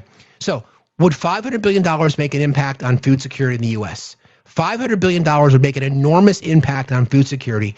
It's so large that if targeted well, it could dramatically reduce hunger for years, if not decades. Food insecurity is usually driven by not enough income, high housing plus utility costs, crowding out food. Again, people are making decisions, right? Am I going to put food on my table, or am I going to pay my rent or my electric bill? In the United States of America in 2026, okay? Again, people are making that decision every single day. Every day. Every single day. And we're talking about a $500 billion purchase of Greenland? And we're talking about propping up domestic oil companies so that they go and party in Venezuela? Or increasing ICE's budget? Or increasing the defense budget? Does that sound like America first to you? But you know what the right's been able to do? They've been able to convince a lot of their voters that people who are poor are the problem. That marginalized communities are the problem. That parents trying to feed their kids are the problem. Not the billionaires. Nope. Not the military-industrial complex. Nope. None of them. They're not the problem at all. Yeah, see? It's food versus the bills. Okay. So again, food insecurity comes from usually not enough income, high housing plus utility costs, job loss or unstable work, medical costs, childcare costs, limited access to affordable groceries, food deserts, rural gaps. Speaking of that, speaking of the limited access to affordable groceries, I want to hear from Brooke Rollins. Brooke Rollins is the Secretary of Agriculture. She obviously cares so much. This is what she had to say about access to healthy food. Because again, Brooke Rollins, the Secretary of Agriculture, comes from a very affluent family, never had to struggle a day in her fucking life. Where is that sound? It's right here. This is Brooke Rollins, Secretary of Agriculture. Here you go. question you're asking, and it's a really important one, is while we're asking Americans to reconsider what they're eating, are we actually asking Americans, especially those who are living on the margins, are we asking them to spend more on their diet? And the answer to that is no. We've run over 1,000 simulations. It can cost around $3 a meal for a piece of chicken, a piece of broccoli. Okay, she's telling you. Tell me where you can find chicken and a piece of chicken and a piece of broccoli for $3. Corn tortilla and one other thing. And so there is a way to do this that actually will save the average American consumer money. You've done the analysis on that, because that's one of the criticisms I heard from some, nutrition folks who said, like with the event you mentioned, all the protein, saying, all right, well, steak obviously it's expensive. So are you asking people to spend more money with these new dietary guidelines? Yes, you than are. in the past? You say no? That's right. And the answer to that is absolutely no. Now, there are, as most things are coming down, there are a few outliers. Beef has been one of them, but ground beef is coming down. But here's the real, I think the question. You heard it. You heard it. That's the Secretary of Agriculture. It's totally fine. You can have a piece of a piece of broccoli. What is $3 for a piece of broccoli? What does that look like? We know that food costs are up. We know that. We know that food costs are up 4%. We know that year over year. In fact, food jumped 0.7% from November to December. We don't know why. That's weird. So what are people supposed to do, Brooke? Family of four? You're gonna say a family of four? Really? Okay. As you're in your cush job, you're fine. Nothing to see here though, right? What could $500 billion do in the real world impact? Expand SNAP. First thing, SNAP is one of the most effective anti-hunger tools because it scales quickly, targets low-income households, lets people buy what they actually need, and reduces child hunger and improves health outcomes. $500 billion could fund major SNAP expansions for a decade or more. Higher monthly benefits, expanded eligibility, automatic enrollment for eligible families, and then improved access for seniors and working poor. Anybody have an issue with that? Anybody? We're talking about food. Is that a stretch, pro-life conservatives? Right? You care so much about children? Really? You shameless fuckers. You care so much about kids that you're concerned about $36 annually per taxpayer to fund SNAP, and you're concerned about that, but $500 billion is totally fine to go buy Greenland? $500 billion could fund SNAP for decades, a decade. Big portion of food insecurity is concentrated in families with kids. $500 billion would be universal free school breakfast and lunch nationwide. Pro-life, protect the kids conservatives, you guys have an issue with that? Really? You really want to say that you think it's more important for us to buy Greenland than it is to feed American children? This is the same analogy I use on this conversation all the time. There could be 100 people standing in front of me, and one of those people may not be eligible for the SNAP program. I don't give a fuck, because I want to make sure everybody gets fed. The same 100 people could be standing in front of a conservative or a MAGA Republican, knowing that one person would be eligible. They wouldn't want to feed anybody because of fraud. That's what the argument would be.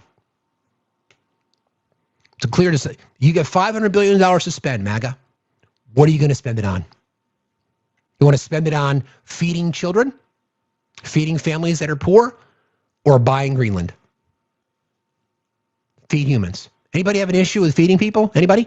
Again, expanding universal school breakfast and lunch nationwide. You don't want to do that?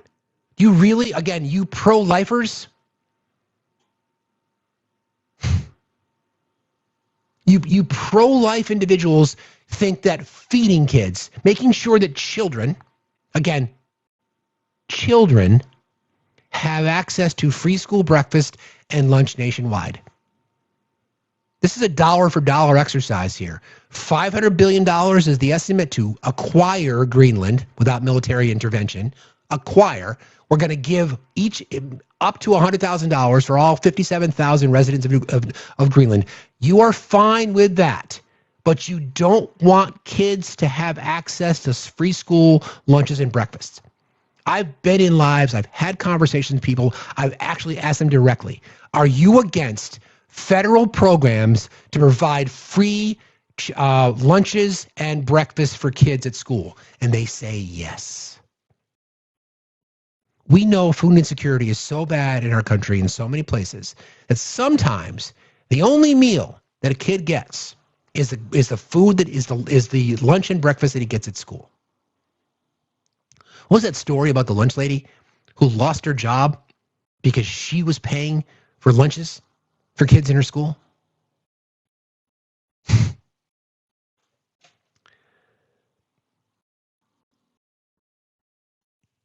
Again, $500 billion could cover universal free school breakfast and lunch nationwide, summer EBT for all eligible children, and then after-school meals expansion. You're against that, pro-lifers?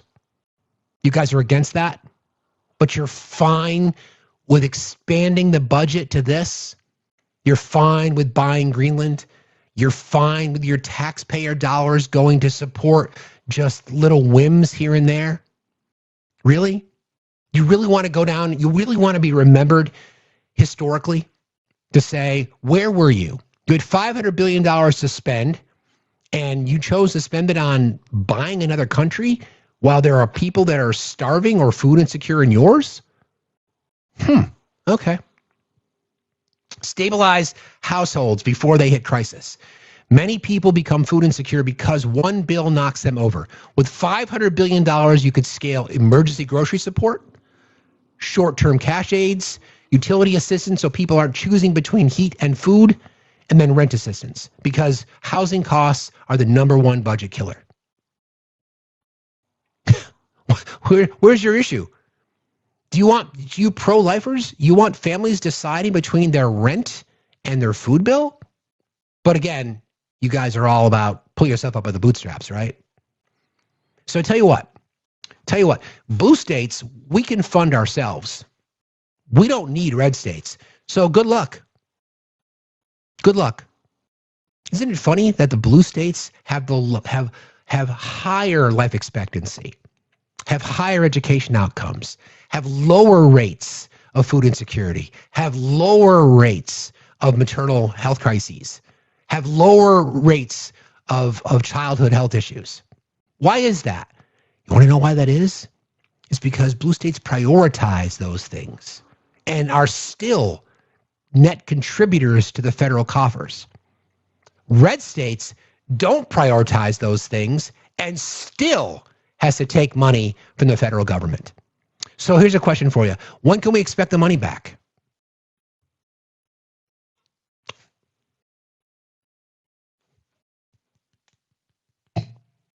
When?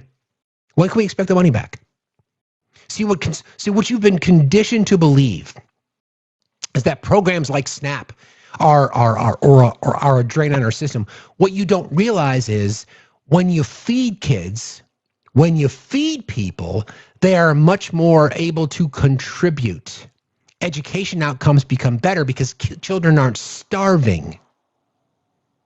They're not hungry. They don't go to school hungry. But you know, we have a lot of these issues with food insecurity, and a lot of these issues in food insecurity happen to exist in marginalized communities. And you know what that means, MAGA? You don't want to support those communities because those communities don't look like you. But yet, poverty and food insecurity also exists in bright red counties that are dominated by people who look like me. But MAGA will use imagery. They'll talk about black and brown communities as a drain on our society. And that's your dog whistle. That's your dog whistle. You will literally vote to let your neighbors starve because, God forbid, a black person got access to free school. Their children got access to free school lunches. That's why we tell you you're racist. That's why we tell you you're bigoted. That's why. It's not easy to make that comparison. It's not easy. It's not even a stretch. It's just like, yeah, here you go. Here you go. Here's another example. You could also strengthen food banks. I think I've told you what some of the work that I do professionally is I do a lot of fundraising. I do a lot of grant writing to support programs who do things like food bank support. And I help programs that support women who are victims of domestic violence. And I help community and organizations who do a lot of work for children who are houseless and children who have been orphaned. That's kind of the work that I do, right? These are the kinds of investments that would revolutionize the food bank industry. I wrote a grant for a local food bank up here that got money from the Melissa Gates Foundation, $10 billion. It was massive. I mean, it brought people to tears because it funded their program for 2.5 years. It was amazing. It was absolutely amazing. Things like that make such a fucking difference on people's lives. Modernizing storage and refrigeration. It's a big issue at food bank, especially people's generosity. Oftentimes they can't take everything they brought in. So you can modernize this and create an entire system to help people. Improve rural delivery systems. A lot of the last mile, food banks are usually, they refer to it as the last mile, but you got to get there, right? Reduce food waste through logistics and fund culturally appropriate food supplies. Making sure that you can cater to everybody's needs. Culturally appropriate, dietary restrictions, right? Design matters. $500 billion would have the biggest impact if it's direct, it's sustained, and targeted to low-income households across the line. $500 billion would absolutely make a major impact on food insecurity, likely by reducing it dramatically, especially for children, seniors, and low-income working families. You want to deny food for kids, MAGA? Really? And for those of you who don't participate in democracy, you're on my radar as well. You're not voting, which means you're not able to provide. You're doing the same thing. By you not participating, you are not getting enough people involved to make this shit happen. But again, our friends on the right will just be like, oh, it's too expensive. Can't afford it. But where do I sign up for $500 billion for Greenland? Anybody? Okay. SNAP would be bigger, and easier to access with a faster response. Why would we not want to do it? School meals. Make breakfast and lunch free for all kids or near universal. This is in my economic policy if I were to be in charge. I would be prioritizing these things right out of the fucking gate. There's no doubt about it. I'd be taxing the rich, I'd be increasing corporate taxes, and I'd be funding fucking SNAP. Right off the bat. Right off the bat. There's no, I wouldn't even think twice about it. If I couldn't get support in Congress, it'd be through executive order. And I would eliminate fucking ICE and fund SNAP. I have to decide, what kind of society do you want? I think I would rather allow kids to eat as opposed to this. Summer programs as well, right? Making sure, because again, we know a lot of schools, this happened during COVID. A lot of schools offered lunch programs for families during the summer. And a lot of, I'm happy to say, well, sad unfortunately, because it's not going to continue to pass next year, but just because of budget cuts, federal budget cuts, unfortunately. But a lot of schools supported that, and a lot of red states, they couldn't wait to cut it. They could not wait to say, you know what, no more feeding kids. That's a bridge too far. Okay, so of that $500 billion. 260, roughly half, would go to a benefit boost for SNAP, access and administration modernization, again, improving the logistics, automatic enrollment and outreach for eligible groups, and then rapid response to avoid people being in that rental assistance with utility bills across the board. School meals. Total federal costs across major child nutrition programs would be roughly $28 billion. Increase that to $100 billion. No more questions. No more. We're not going to run out of money. We're not going to run out of money. We're going to make this program so fucking liquid that we don't have to worry about it again. I want there to be a slush fund available, I don't know, to feed fucking children. Pro-lifers, why are you not the ones that are first in line if you care so much? If you care so much about children, if you care so much about kids, then why are you not fucking demanding programs like this? Why does it take a woke-ass liberal to remind you what you should care about, right? But that's a bridge too far too, isn't it? Of course it is. Of course it is. We see you. We know what your priorities are. Good morning, my friend. How are you? Good morning. I'm good. How are you? I'm all right. I'm all right. I came up here I'm trying to figure out what pro-lifers' priorities are, Hector. Pro-lifer just means I'm pro myself and my bigotry, because life is not exclusive to them. And when you present them with any other life that you should be pro and support, they seem to get very contradictory. That's just what I've learned. Pro-life is just pro what I want that only benefits me and my life. It's pro my life. I'm going to start adding that actually as a slogan. Yeah. Well, and plus the signing of the Civil Rights Act means that I've had it hard, Hector. Just want to make sure you knew that. It's been tough on me since the Civil Rights Act. I still haven't seen that statement, but I heard about it. Erica and a few others talked about it, and I heard you say it this morning, and I don't think I ever want to see it. Because I love how the party, who many of those very same people tout the Civil Rights Act around when they want to pander to black people and the black vote. Many of their parents before them serving in those seats, or they themselves who are still for some reason in Congress, voted yes on that act. And now, totally. Now it's been tough on me. Yeah, man. I'm gonna start suing the Equal Employment Opportunity Council for discrimination against me as a privileged white guy in America. Yeah, man. Totally. All of this pro-black stuff is just detrimental to the white community. Totally. So detrimental. Jesus. We laugh or we'll cry or punch a wall. I cannot stress enough the importance of, I know these are serious topics, but find your humor. And it's okay to find your humor, because this is a lot. The human brain was never meant to process all the things that a lot of us do on a daily basis. It truly wasn't. And I'm realizing more and more that we're going to have to take our moments to enjoy lives, to enjoy things, to make our little dark humors, respectful dark humor. Don't go too crazy with it, guys. You have to do that. You absolutely have to. Otherwise, we will fall apart. And that's what they want. And I'm not for letting this administration win. Me neither. I wanted to say two things specifically. One in regards to midterms. I know here in the state of Texas, you can register to vote up until February the 2nd. It may vary per state. So you guys have a couple of days to ensure that you're ready to vote in your primaries. Please ensure that you do that. Particularly if you're in Texas or any other red state. Texas specifically just handed over the DOJ millions of voter data to find people ineligible. We've been through this time and time again. In 2019, Texas settled because they illegitimately scanned 100 million people and basically kicked them off the ballot and took away their ability to vote. So that's what they're doing this time around again, now with the backing of the DOJ. Please make sure you're checking your registrations. They want this to happen for the primaries.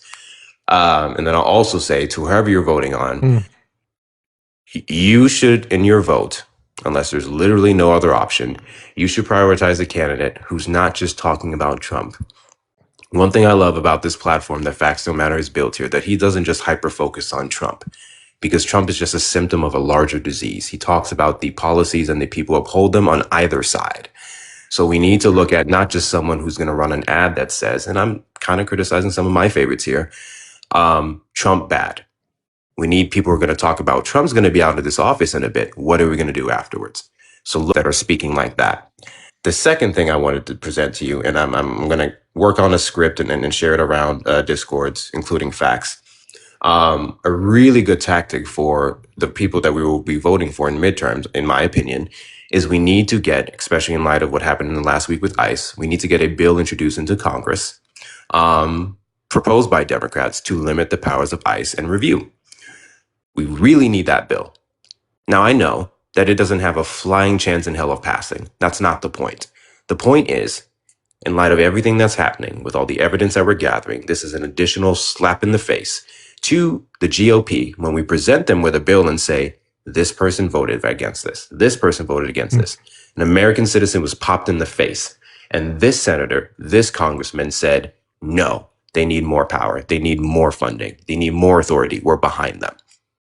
I think putting that face to face with a lot of people, which in my opinion, Facts, I've seen a lot more Trump supporters, even had a few on my live last night say, I do not agree with this. This is disgusting. Granted, that's a small portion, but you're right. Sometimes politics has to be symbolic. So I agree. It may not go anywhere, but I agree with you. Introduce legislation like that. Put people on the record. Don't let them sneak away in the dark of night. Make them go on the record saying, I'm willing to extend and increase funding to a militant police force that is killing American citizens in cold blood. Yep, I'm with you. Exactly. I'm with you. And again, like you said, it is symbolic, but let's be real. The symbolism is all a lot of people know. I say while we can do our best to avoid it, we can also use it to our advantage. Let's put the voting record in front of people in your state and show them who the Republicans actually care about protecting. I completely agree. And with that being said, my final thing, guys, you already know. You already know I love this beautiful man here. You know I love this platform and every single thing that he does. So this is my moment to make sure that you guys grift. Continue to tap the screen, share out the live to everyone you possibly can. Facts is trying to do a do something tour. Facts wants to go across state lines and talk to people and go door to door and get them to vote, which I think is going to be infinitely better than all the clips we're seeing on social media. Clips do not equate to votes. I cannot stress this enough. I will give the example of Isaiah Martin. Those of you familiar with him, he was an upcoming rising candidate running here in Texas. Everybody loved him, and he had all the views on TikTok. But when it came down to the votes, 5%. That person-to-person impact, whether it's him or members of his team, whether it's volunteers who go out and knock on doors for him, or any one of our candidates, that's going to have the most impact. Please do not let these clips fool you. They're mostly viewed by people who just find this political stuff as entertainment. Correct. So with that being said, I respect the hell out of what he's doing. I respect the hell out of what he wants to do. At some point, I would like to see about going on that shit with you. So fuck yeah, bro. Believe me, it's already on my list. I'm lining up people who I wanted to have join me. So yes, if I can get my ass to Texas, or maybe we can meet in the middle. Absolutely. Oh, absolutely. You already know. I'll be in contact. But please support these missions of people who are really trying to do the good work, because I'm not going to be one of those doom and gloom people that say if we don't win midterms, we're cooked. I'll say we're even more cooked if we don't. But midterms is pivotal, especially now. So please make sure that you're. So Hector. Yes. So when we're out on the road together though, and we go to an event and the door opens and you walk out. I'm just saying.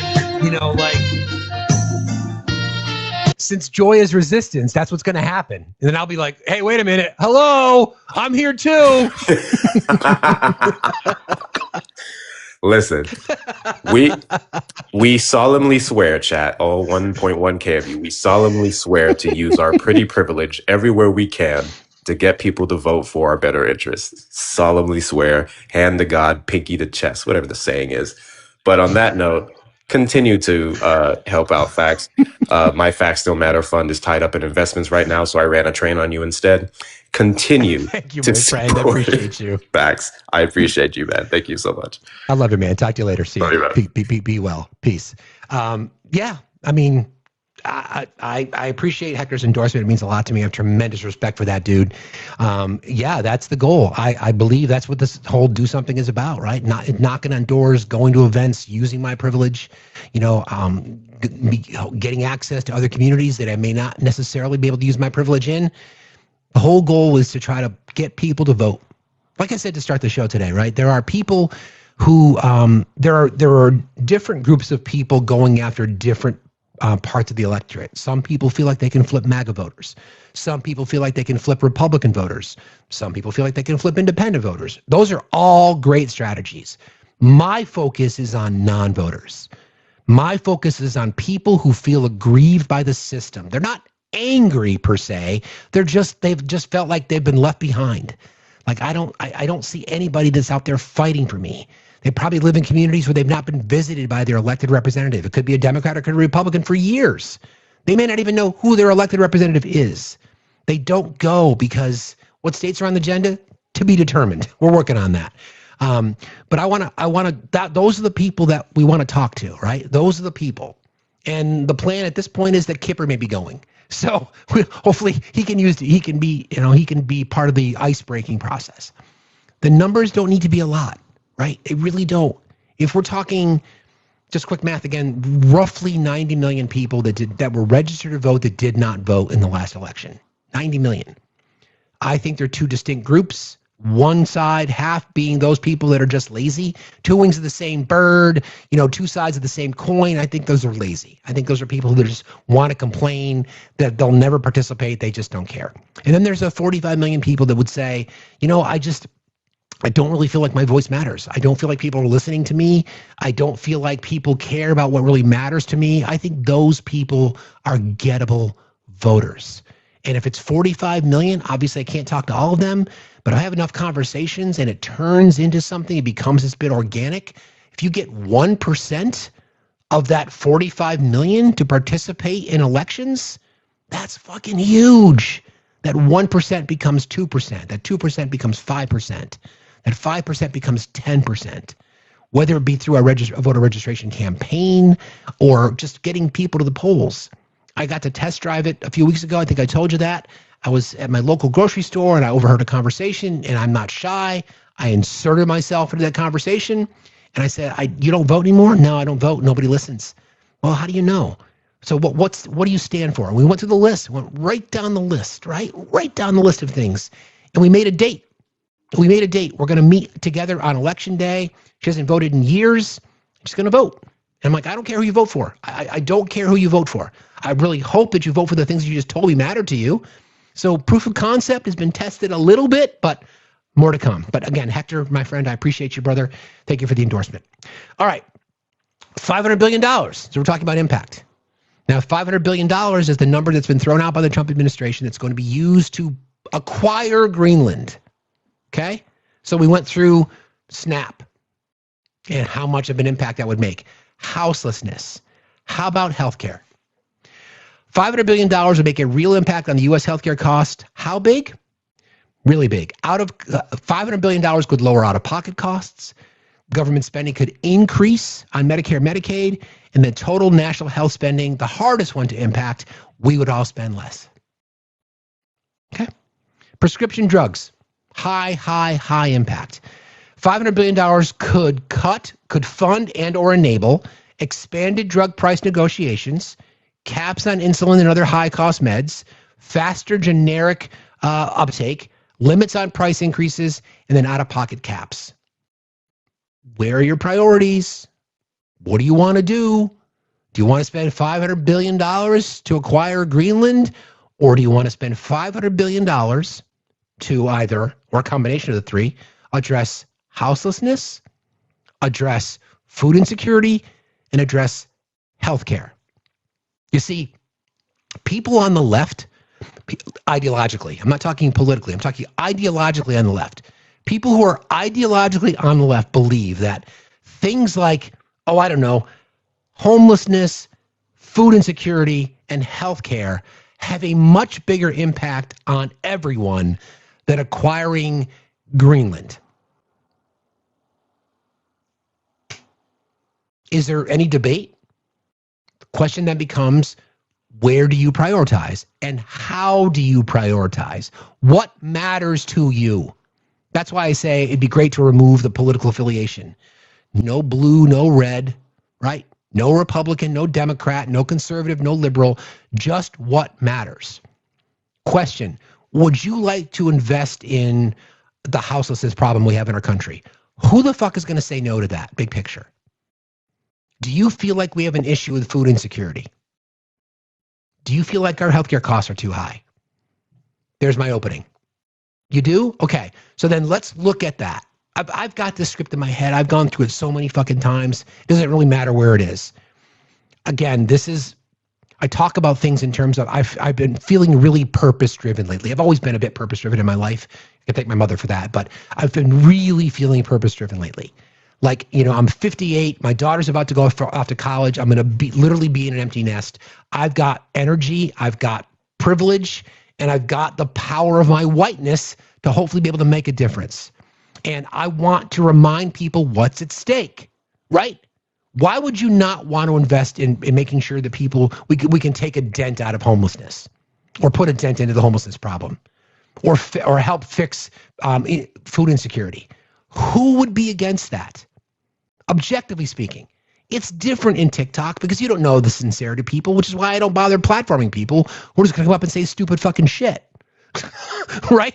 But when you're having a conversation with somebody over a beer or over a cornhole game or at a motorcycle event, right?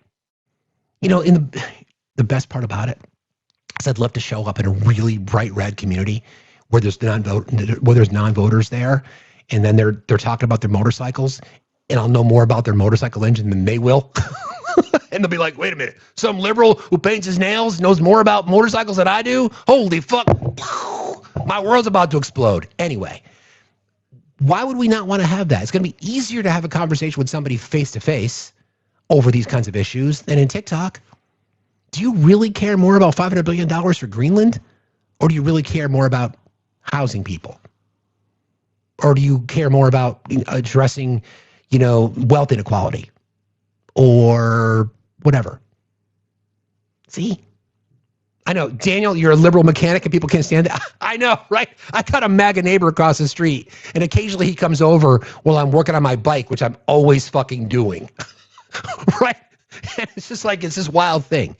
You know, I grew up hunting and fishing. I own firearms. And I built a house. Not this one, but I renovated my own house with myself. Again, use the privilege. We can assimilate. I can speak redneck. I grew up in Vermont. I used to chew tobacco when I played baseball when I was younger. I haven't in years. But again, it's like these little things, we joke about them, but they're fucking real. I can assimilate. Give me the power. I'll take it. I want to use it. Again, back to this. This is healthcare, the healthcare side of things. How would $500 billion affect your premiums and insurance affordability? Premiums and deductibles are crushing many families, as we know. $500 billion could expand ACA subsidies. Reduce deductibles through cost-sharing support, fund a public option or reinsurance, and cover more uninsured people. Huge reduction in what people pay monthly and at the pharmacy. How many times have we gone through the exercise, friends? People don't go to the doctor because they can't afford to go to the doctor, because they don't have insurance. In the United States in 2026, I've been to Sturgis. It's a long story. You guys familiar with the story, the night Thoreau spent in jail? The night Steve spent in Sturgis by himself. Holy moly. We could do an entire live on that one. Anyway, wow. Yeah. Anyway, things like that. What are the priorities?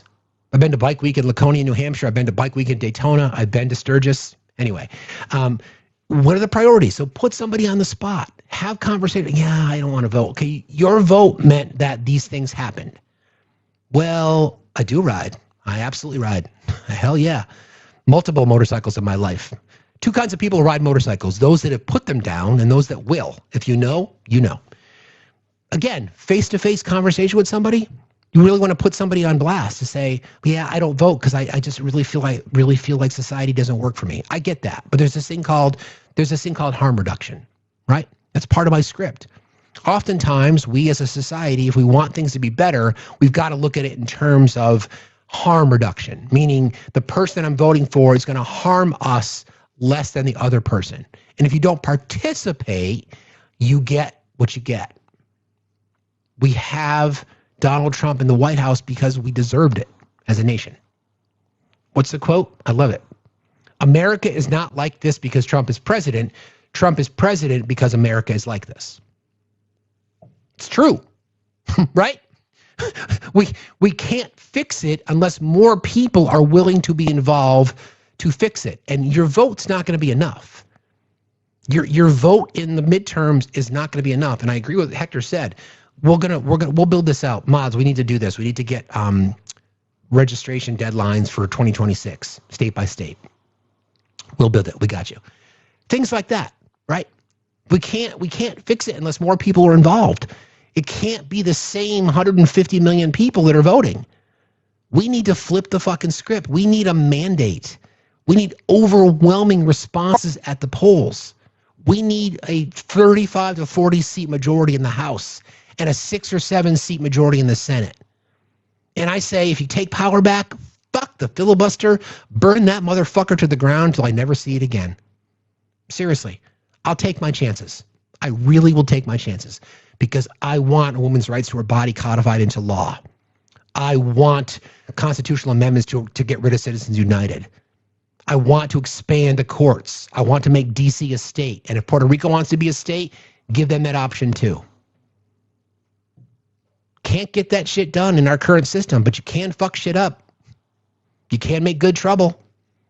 Take a page out of the Republicans, out of Donald Trump's playbook, and use executive orders to govern. Why the fuck not? Why the fuck not? But focus on the things that will help people, like healthcare, like food, like shelter. Why are we even debating it? You know why? Because the pro-life crowd in our country told their voters that food and shelter and healthcare aren't important. Yes, Cassidy. Guam, Virgin Islands, Samoa, absolutely. Every U.S. territory. No doubt about it. Think about that. Evangelical Christians told you, able to convince millions of people that healthcare, food, and shelter are not important because they're socialism.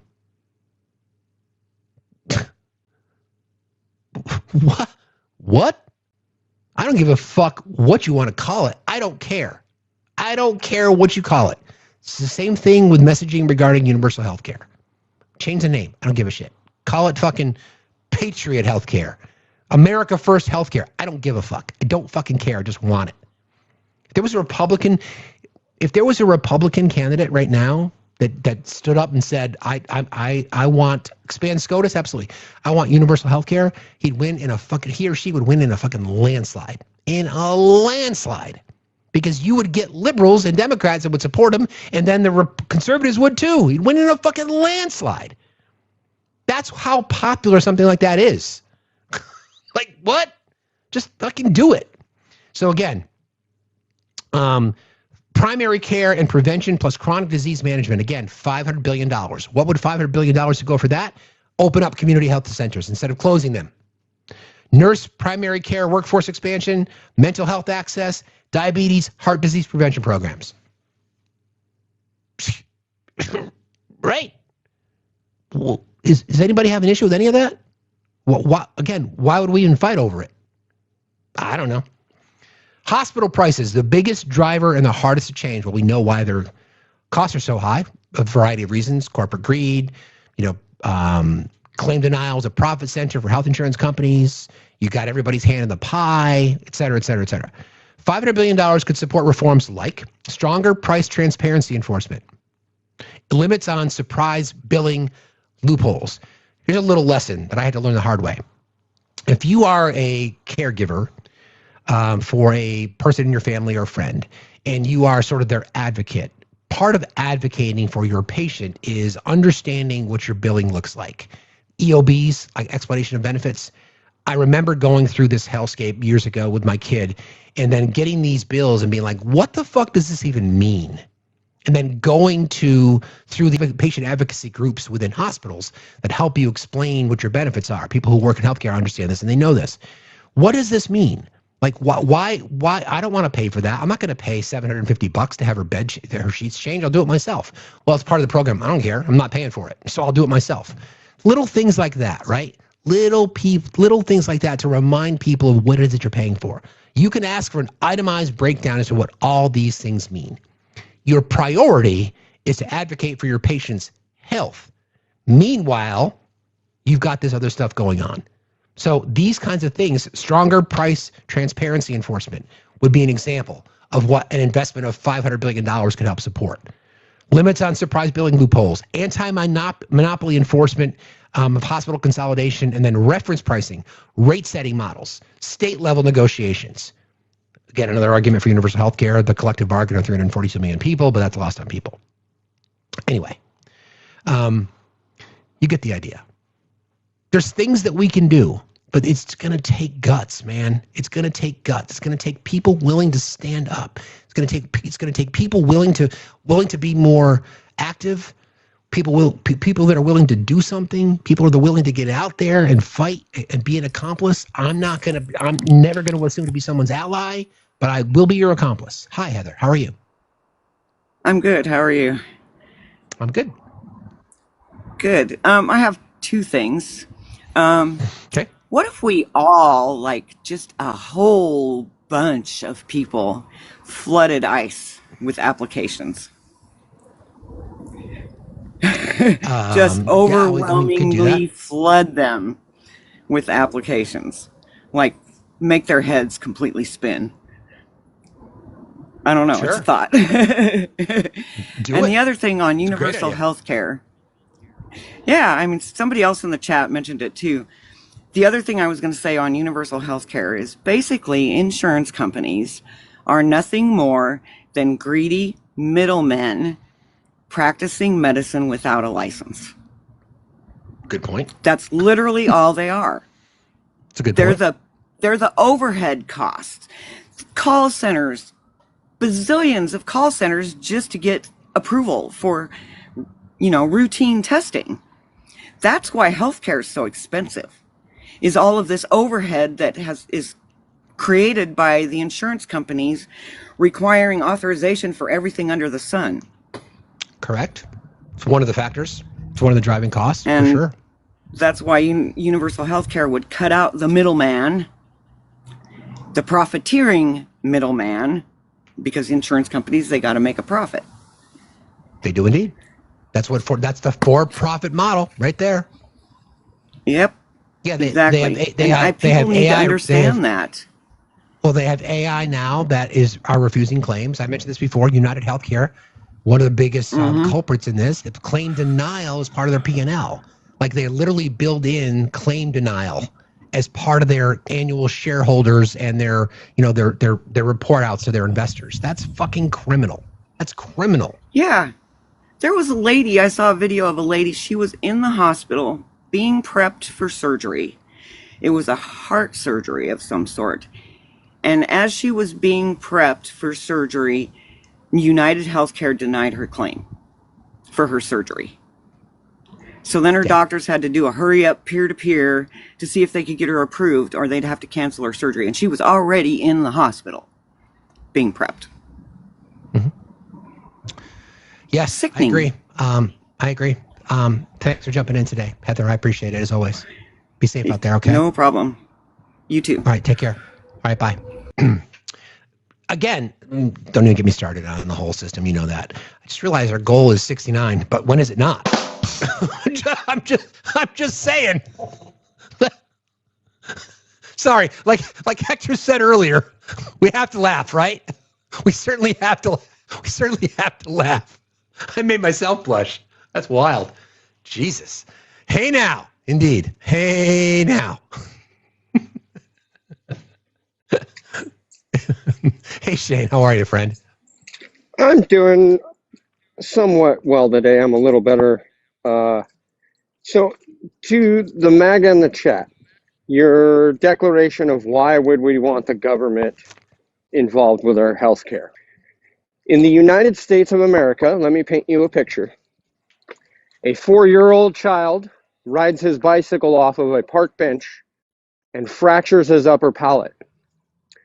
His older brother sees that he's hurt, doesn't say anything to their father, nurses the kid for like 3 weeks until he can actually chew real food, and goes about his day. Later on in life, as his adult teeth come in, it's noticed that his upper palate is severely deformed to the point to where his teeth won't grow in straight. He suffers his entire life with overcrowding. Eventually, he deteriorates his jawline because his teeth aren't actually embedded in his jawline. So he loses his teeth.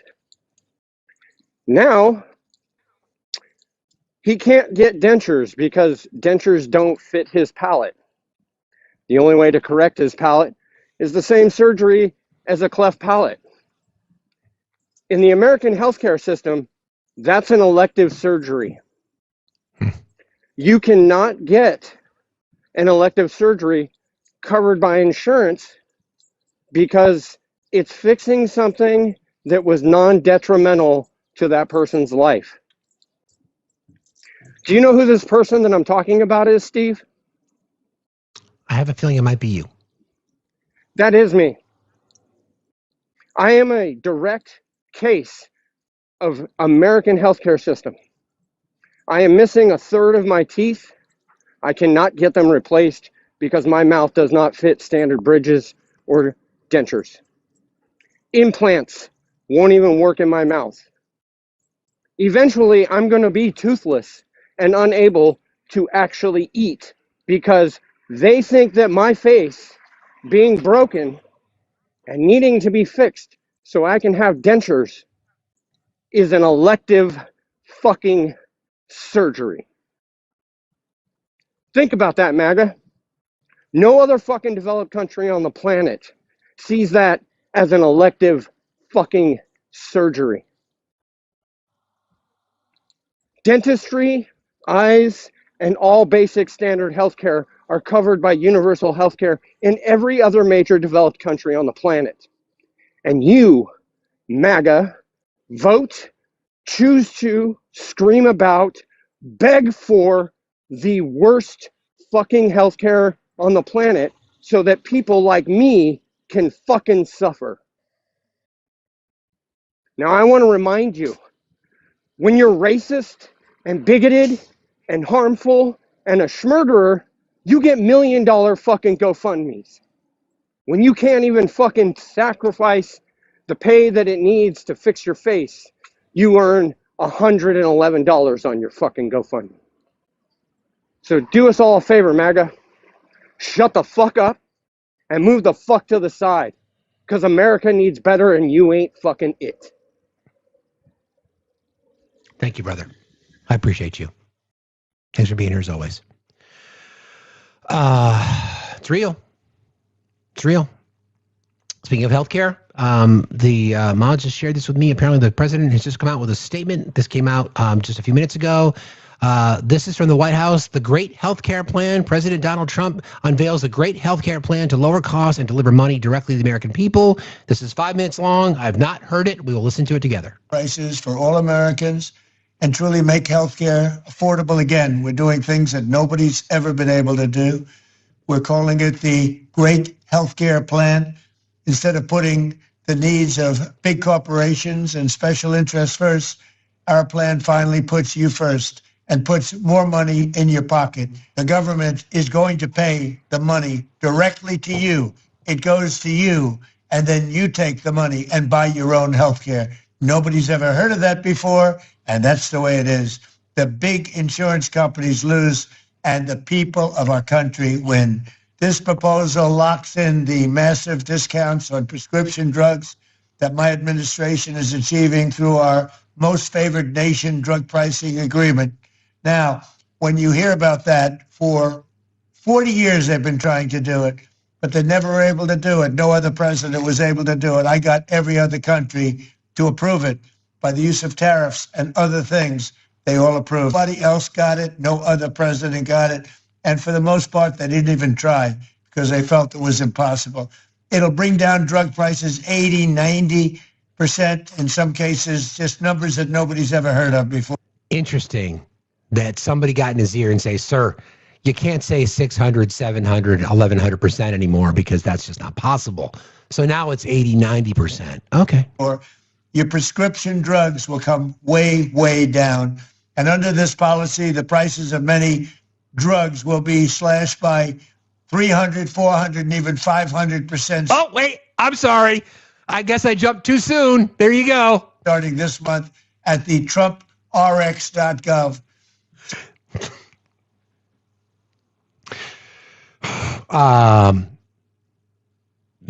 Math, right?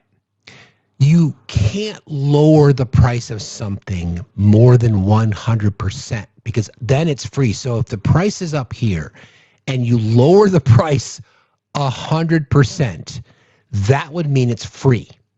If you lower the price 101%, 102%, 200%, 400%, 500%, that would mean then that insurance companies or drug manufacturers are paying you. Do you understand? Okay, so let me back up a little bit and I'll let him continue.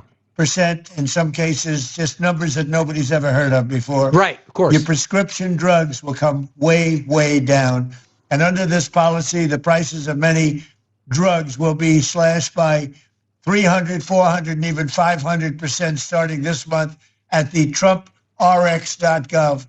So instead of Americans paying the highest drug prices in the world, which we have for decades, we will now be paying the lowest cost paid by any other nation. So any other nation that's paying the lowest cost, that's what we're going to pay. And the American people will get the savings. So I have to reiterate, the lowest price in the world is what you're going to pay. Before, you were paying the highest price in the world by far, and the politicians did nothing about it. So I'm asking Congress to complete the work that we've started. Next, my plan would reduce your insurance premiums by stopping government payoffs to big insurance companies and sending that money directly to the people. Obamacare was designed to make insurance companies rich. I call it the Unaffordable Care Act, with billions of dollars in taxpayer subsidies that helped their stock prices skyrocket over 1,700%. So we're over halfway in. Has anybody heard a plan yet? I haven't. As you paid more money for health care every single year, more and more, the premiums went higher and higher. I want to end this flagrant scam and put extra money straight into the healthcare savings account in your name, and you go out and buy your own healthcare, and you'll make a great deal. You get better healthcare for less money. That way you can choose the care that is right for your family. To further reduce insurance premiums, my plan ends the giant kickbacks to insurance brokers and corporate middlemen that only drive up the cost, and that's what they're intended to do, drive up the cost. But we're driving down the cost. And it fully funds a long neglected part of the law known as the Cost Sharing Reduction Program. This measure alone should cut premiums on the most popular Obamacare plans. It's hard to believe there are any because it's a hated program. It's unaffordable, but it's going to cut them by an average of 10 to 15%. Next, the Great Healthcare Plan. That's the name. It's called the Great Healthcare because it's great healthcare at a lower price. Mandates unprecedented accountability and transparency from insurance companies and all healthcare providers so that special interests can no longer profiteer at your expense. As the saying goes, sunlight is the best disinfectant. That is why my plan orders all insurance companies to publish rate and coverage comparisons in very plain English. It requires insurers to publish detailed information about how much of your money they're going to be paying out in claims versus how much they're taking in profits. In other words, you will be able to watch the scam. It forces them to release detailed data on how many claims are being denied and whether those denials are eventually overturned on appeal. And most importantly, it will require any hospital or insurer who accepts Medicare or Medicaid all prices at their place of business so that you are never surprised and you can easily shop for a better deal or better care. And you're going to end up doing both. You're going to get a better deal and better care. We will have maximum price transparency and costs will come down incredibly. I'm calling on Congress to pass this framework into law without delay. Have to do it right now so that we can get immediate relief to the American people, the people I love. Thank you very much.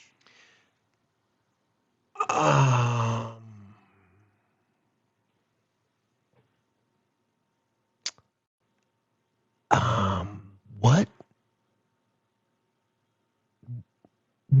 Where was the plan? So this is one of the things that people don't understand about the ACA is that I did ask for it. You're right. One of the things that they don't understand about the ACA is the ACA provided language for people with pre-existing conditions, which then forced insurers to not deny someone because of a pre-existing condition. If that goes away,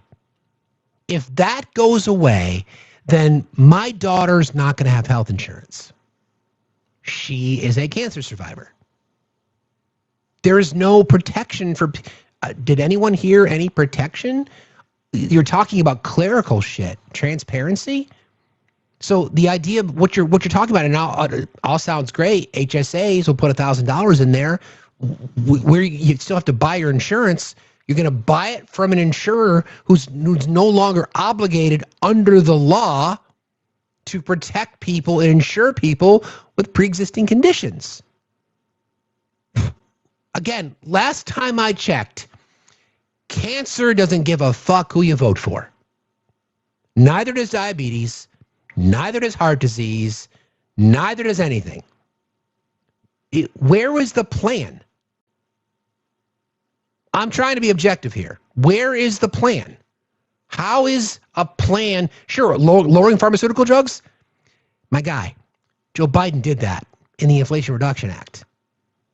Capped the cost of pharmaceuticals. So what did you do? You fucking repealed it, and then you just brought it back with your name on it. What? Yeah, people with autoimmune disease. There's no fucking plan. That was not a plan. Did anybody hear a plan? All I heard was transparencies to your billing, which I was talking about that earlier. We already have that now. we already have that now. It's just a matter of the consumers to ask for it.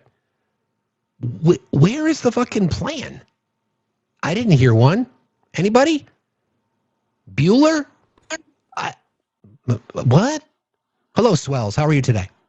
Oh, I'm just looking for this plan also, because I'm a huge researcher. So I'm immediately like, let's look for this PDF. I want to read it. And so I can't. Oh, sir, can't find it. don't waste your time, because if you go to the White House, all it has is a fact sheet that says exactly what he said.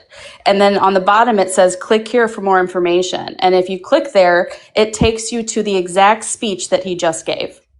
That's all it says. There is no document. It's a fact sheet, and it's ridiculous. It's talking points. So I would love to see a plan. I mean, if he's really going to do this, give me something that I can read and review and analyze, but there's no plan. It's a fact sheet. Really? You mean they're not being detailed in their information? Really? I for one am shocked, floored. I'm stunned. Knock me over with a feather. So I'm on whitehouse.gov now. Where did you find it? So if you go, just Google White House healthcare plan. They are number one on Google right now. If you click on that page, it'll take you to a page where you can download it, where you can look at the fact sheet. And then if you scroll all the way down to the fact sheet and you click on that, it takes you to literally a bulleted summary of his speech. That's all it says. So, okay. Got it. Got it. I appreciate that. Have a good day, Steve. You too. Thanks a lot. Appreciate you. See you later. Yeah, that's right. The fact sheet. This is the White House. This is White House. The fact sheet. President Donald J. Trump calls on Congress to enact the great healthcare plan. It's literally the speech.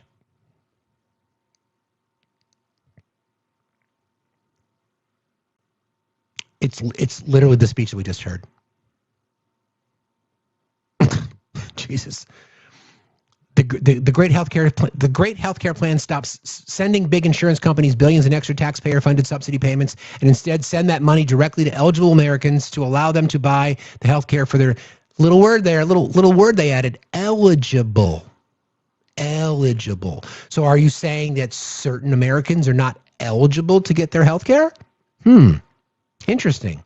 The Great Healthcare Plan funds a cost-sharing reduction program for healthcare plans, which would save taxpayers at least $36 billion. How would we know that?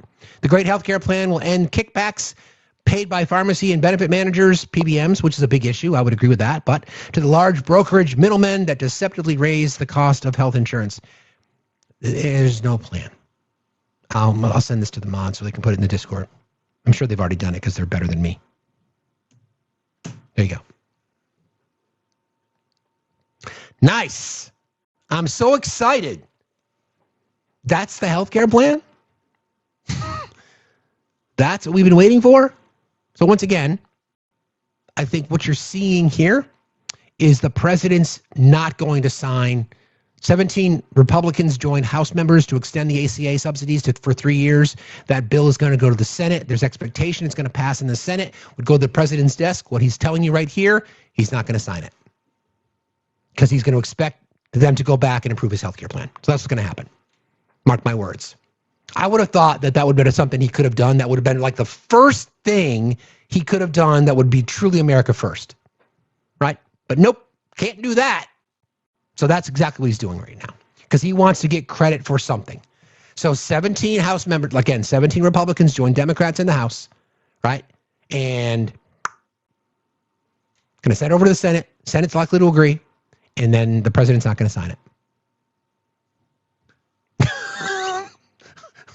Okay. Yeah. Nothing to see here. Nothing to see here. Totally fine. But we've got ourselves a great fucking healthcare plan now, right? The great American healthcare plan. Sweet. Exactly. That took a decade. Actually, longer than that. If we go back to the inception of the ACA, it's like 15 years now. That's the answer? That's the concept of a plan? So I'm going to make a prediction for you, right? I'm going to make a prediction. So what I want you to do, do me a solid. If you're trolling today and you are scrolling TikTok, I've got a couple of meetings today. I'll do this later. If you're scrolling TikTok today, you're going to go into right-wing spaces. They're going to be talking about this. I guarantee it. They're going to say, you see, Trump came out with a great healthcare plan. Request up at a panel. I know Shane will. Shane will get in their grill, literally. Tell me what the plan is. And now people will read it. And you're like, yeah, I'm cool. Yeah, I read it too. But what's the plan? How does it work? How does that guarantee healthcare coverage for me and my family? Explain who's eligible. So how is it the great American healthcare plan? Who is it eligible? Who's eligible for it? Do you know? No, you don't. Okay. To end today, I'm going to play some sound from Lawrence O'Donnell. Lawrence O'Donnell's been doing some amazing work recently, and because of, as we just discussed, the administration is fighting an uphill fight against everything because he's hemorrhaging in the polls. He's hemorrhaging in his support within his own party. So Lawrence has been doing a really good job reporting on it. So I'm going to play this for you, and then we'll wrap it at noon today. Today, a federal judge in the case of Minnesota versus Kristi Noem gave the federal government a Monday deadline for submitting a written response to the states of Minnesota's lawsuit accusing the Trump administration of conducting an illegal federal invasion of Minnesota. That sort of quick response and short deadline from a federal judge indicates that the judge is taking the case that Minnesota has brought against Kristi Noem and the Trump administration very seriously, as is everyone else living in Minnesota. Today, the Minnesota Star Tribune editorial is titled, "Minnesota is under siege. This cannot stand." The editorial says, Minnesota has endured unrest before. What the state is now experiencing looks and feels different. Battalions of armed federal agents are moving through neighborhoods, transit hubs, malls, and parking lots, and staging near churches, mosques, and schools. Strangers with guns have metastasized in spaces where daily routine and safe. It feels like a military occupation. Heavily armed and masked government agents are prone to confront any American they encounter in the street, but especially people of certain colors, accents, or styles of dress. The encounters are often violent. The federal agents operating under the insignia of Immigration and Customs Enforcement or the Department of Homeland Security, functioning largely anonymously, have disrupted the life of large swaths of a state. The occupation of Minnesota by ICE cannot stand. The president of the Minneapolis City Council, Elliot Payne, was shoved by an ICE agent in this video while documenting ICE's actions. Here is what Elliot Payne said today. It feels like a military occupation. It feels like we're under assault by our federal government. We're seeing people walking around with assault. But don't worry, friends. We've got the great healthcare plan, and you can get some rice, a stick of broccoli, and a piece of chicken, and a corn tortilla. Don't worry. We're good. Assault rifles and full military gear, driving around in armored vehicles and, harassing U.S. citizens. There's a lot of direct assault and particularly how they're roughing up U.S. citizens who are just legal observers. They're there out with their cameras, and they will go and confront them. They will tackle them. One of my constituents had their hand broken as they were apprehended, and then they will just dump people off without medical care after essentially torturing them. And this is the most un-American thing I can imagine. It's even beyond un-American. It's just fucking, it's anti-human. It's just completely vile. Times reports, quote, local concerns over the federal government grew on Tuesday when 6 federal prosecutors in Minnesota resigned over the Justice Department's push to investigate the widow of Renee Good and questions over whether the shooter would be investigated. Without enough federal prosecutors in Minnesota, federal agents might not be able to bring federal prosecutions in Minnesota now. CNN reports that the Pentagon is trying to round up military lawyers to send to Minnesota. It is extremely unlikely that military lawyers will have enough previous experience as federal prosecutors. Donald Trump and the section of his brain called Stephen Miller believe that Oh, Lawrence, the section of Donald Trump's brain called Stephen Miller. America wants a violent crackdown on Americans, but polls prove they are wrong. A new CNN poll shows that only 26% of Americans say the killing of Renee Good last week by ICE agent Jonathan Ross was an appropriate use of force. Who the fuck are those 26%? 26% of people in a SSRS CNN YouGov poll. Who the fuck are they? Who are the 26% of people who believe that that was an appropriate use of force? Only 26% think what Donald Trump and James David Vance. Yeah, I get that it's only 26%, Lawrence, but I'm asking who the fuck is the 26%? Jesus. Are telling them to think about that killing. A substantial majority thinks the killing of Renee Good was an inappropriate use of force. 56% of Americans say that Jonathan Ross's decision to shoot and kill Renee Good was an inappropriate use of force. And why is that only 56%? Why is it only 56% of Americans who think it was an excessive use of force? What? And those 56% of Americans are completely right, of course. Those 56% of Americans believe what they see with their own eyes, not what Donald Trump and J.D. Vance tell them to see. 51% say that the killing of Renee Good reflects bigger problems with the way that ICE is operating. A majority of Americans say that ICE enforcement actions are making the country less safe. 51% say that ICE enforcement actions are making cities less safe. Only 31% think that ICE enforcement actions are making cities safer, as Donald Trump insists. And so Donald Trump and Stephen Miller, with congressional elections approaching, are appealing to 26% of voters when they defend the killing of Renee Good. Donald Trump, Stephen Miller, and the Republicans have 31% support in America for the ICE invasion of our cities. The delusional 79-year-old man in the White House who she's the member of the Senate Committee on the Judiciary and, of course, the Commerce Committee. Senator Klobuchar, you have seen the situation in Minneapolis tonight. We're going to bring any live updates necessary for what might be happening there on the streets of Minneapolis tonight. What is your assessment of the situation there now? Well, the reports are just coming, but I've talked to some people on the ground, people in Minnesota, and it appears that this involves ICE, and there was a shooting of someone, and then there also was injury to the ICE officer, and then there was melee, of course, in the streets. This doesn't surprise me because we are inundated with these ICE agents where, people should stay away from that scene right now.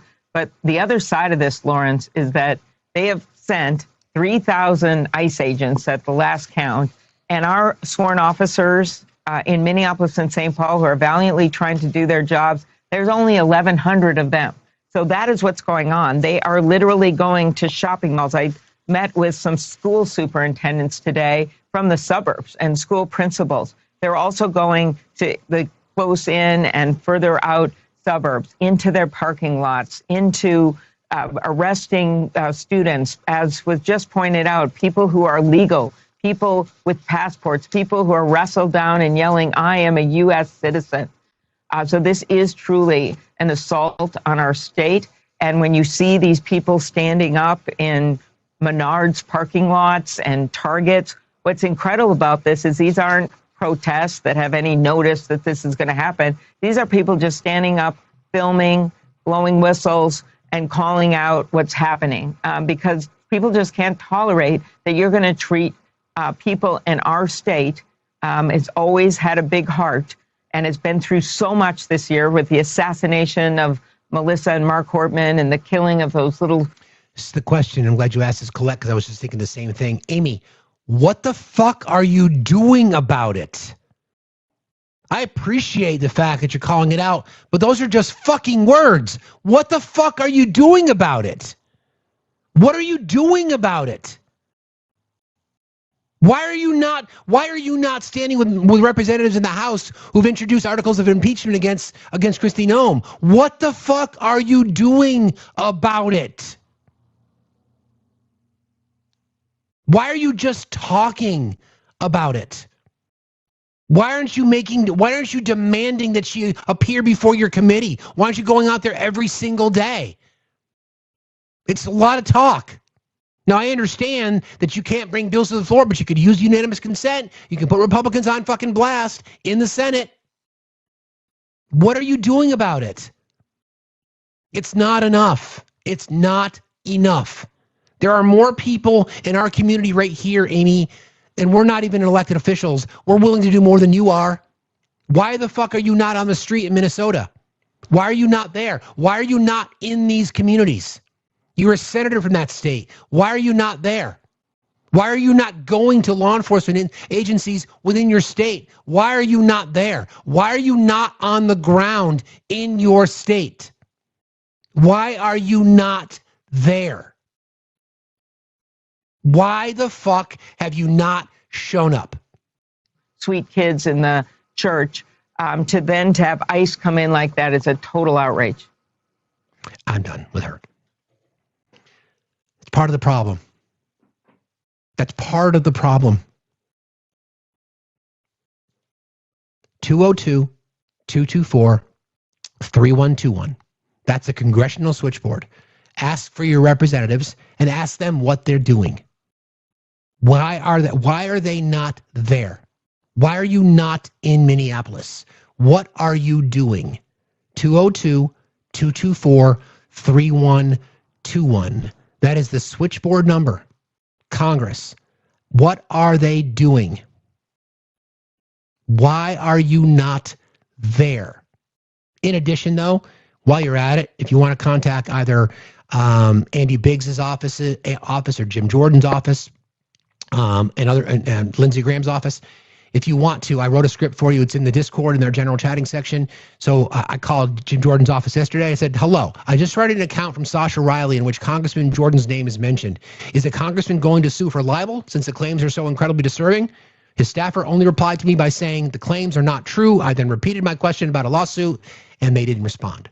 202-224-3121.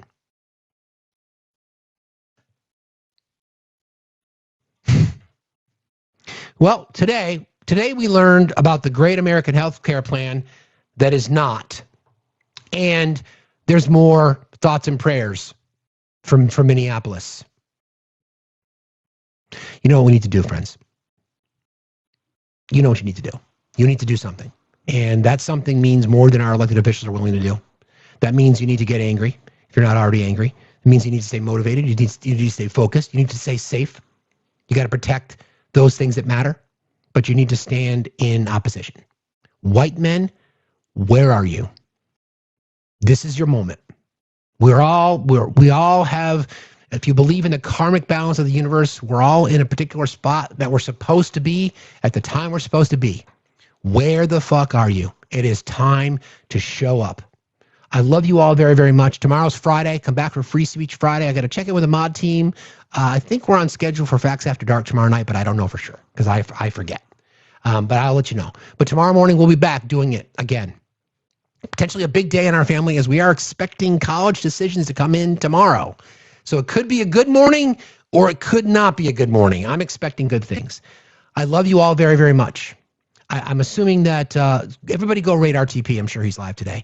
Please tell him we said hello. You guys are amazing. I appreciate hanging in here. I really appreciate your energy. I don't want to make it about gloom and doom every single day. I'm just doing this to remind you of what it is that we're fighting for and why it's important and why we have to keep raising our voices and why we need to be standing in solidarity with our marginalized friends. It's never. He's off today. RTP's off today. Okay. Who else is live? Is Olive live, or is Ash live, or is who else is? Anybody know? You'll figure it out. Danny, everybody go raid Danny. Tell Danny we sent her, or we sent you. Again, I love you, friends. Mods are the best chat on TikTok. Oh, and by the way, tomorrow's Friday. Free Speech Friday. Come back then. We'll see you. I appreciate you guys very much. Have a great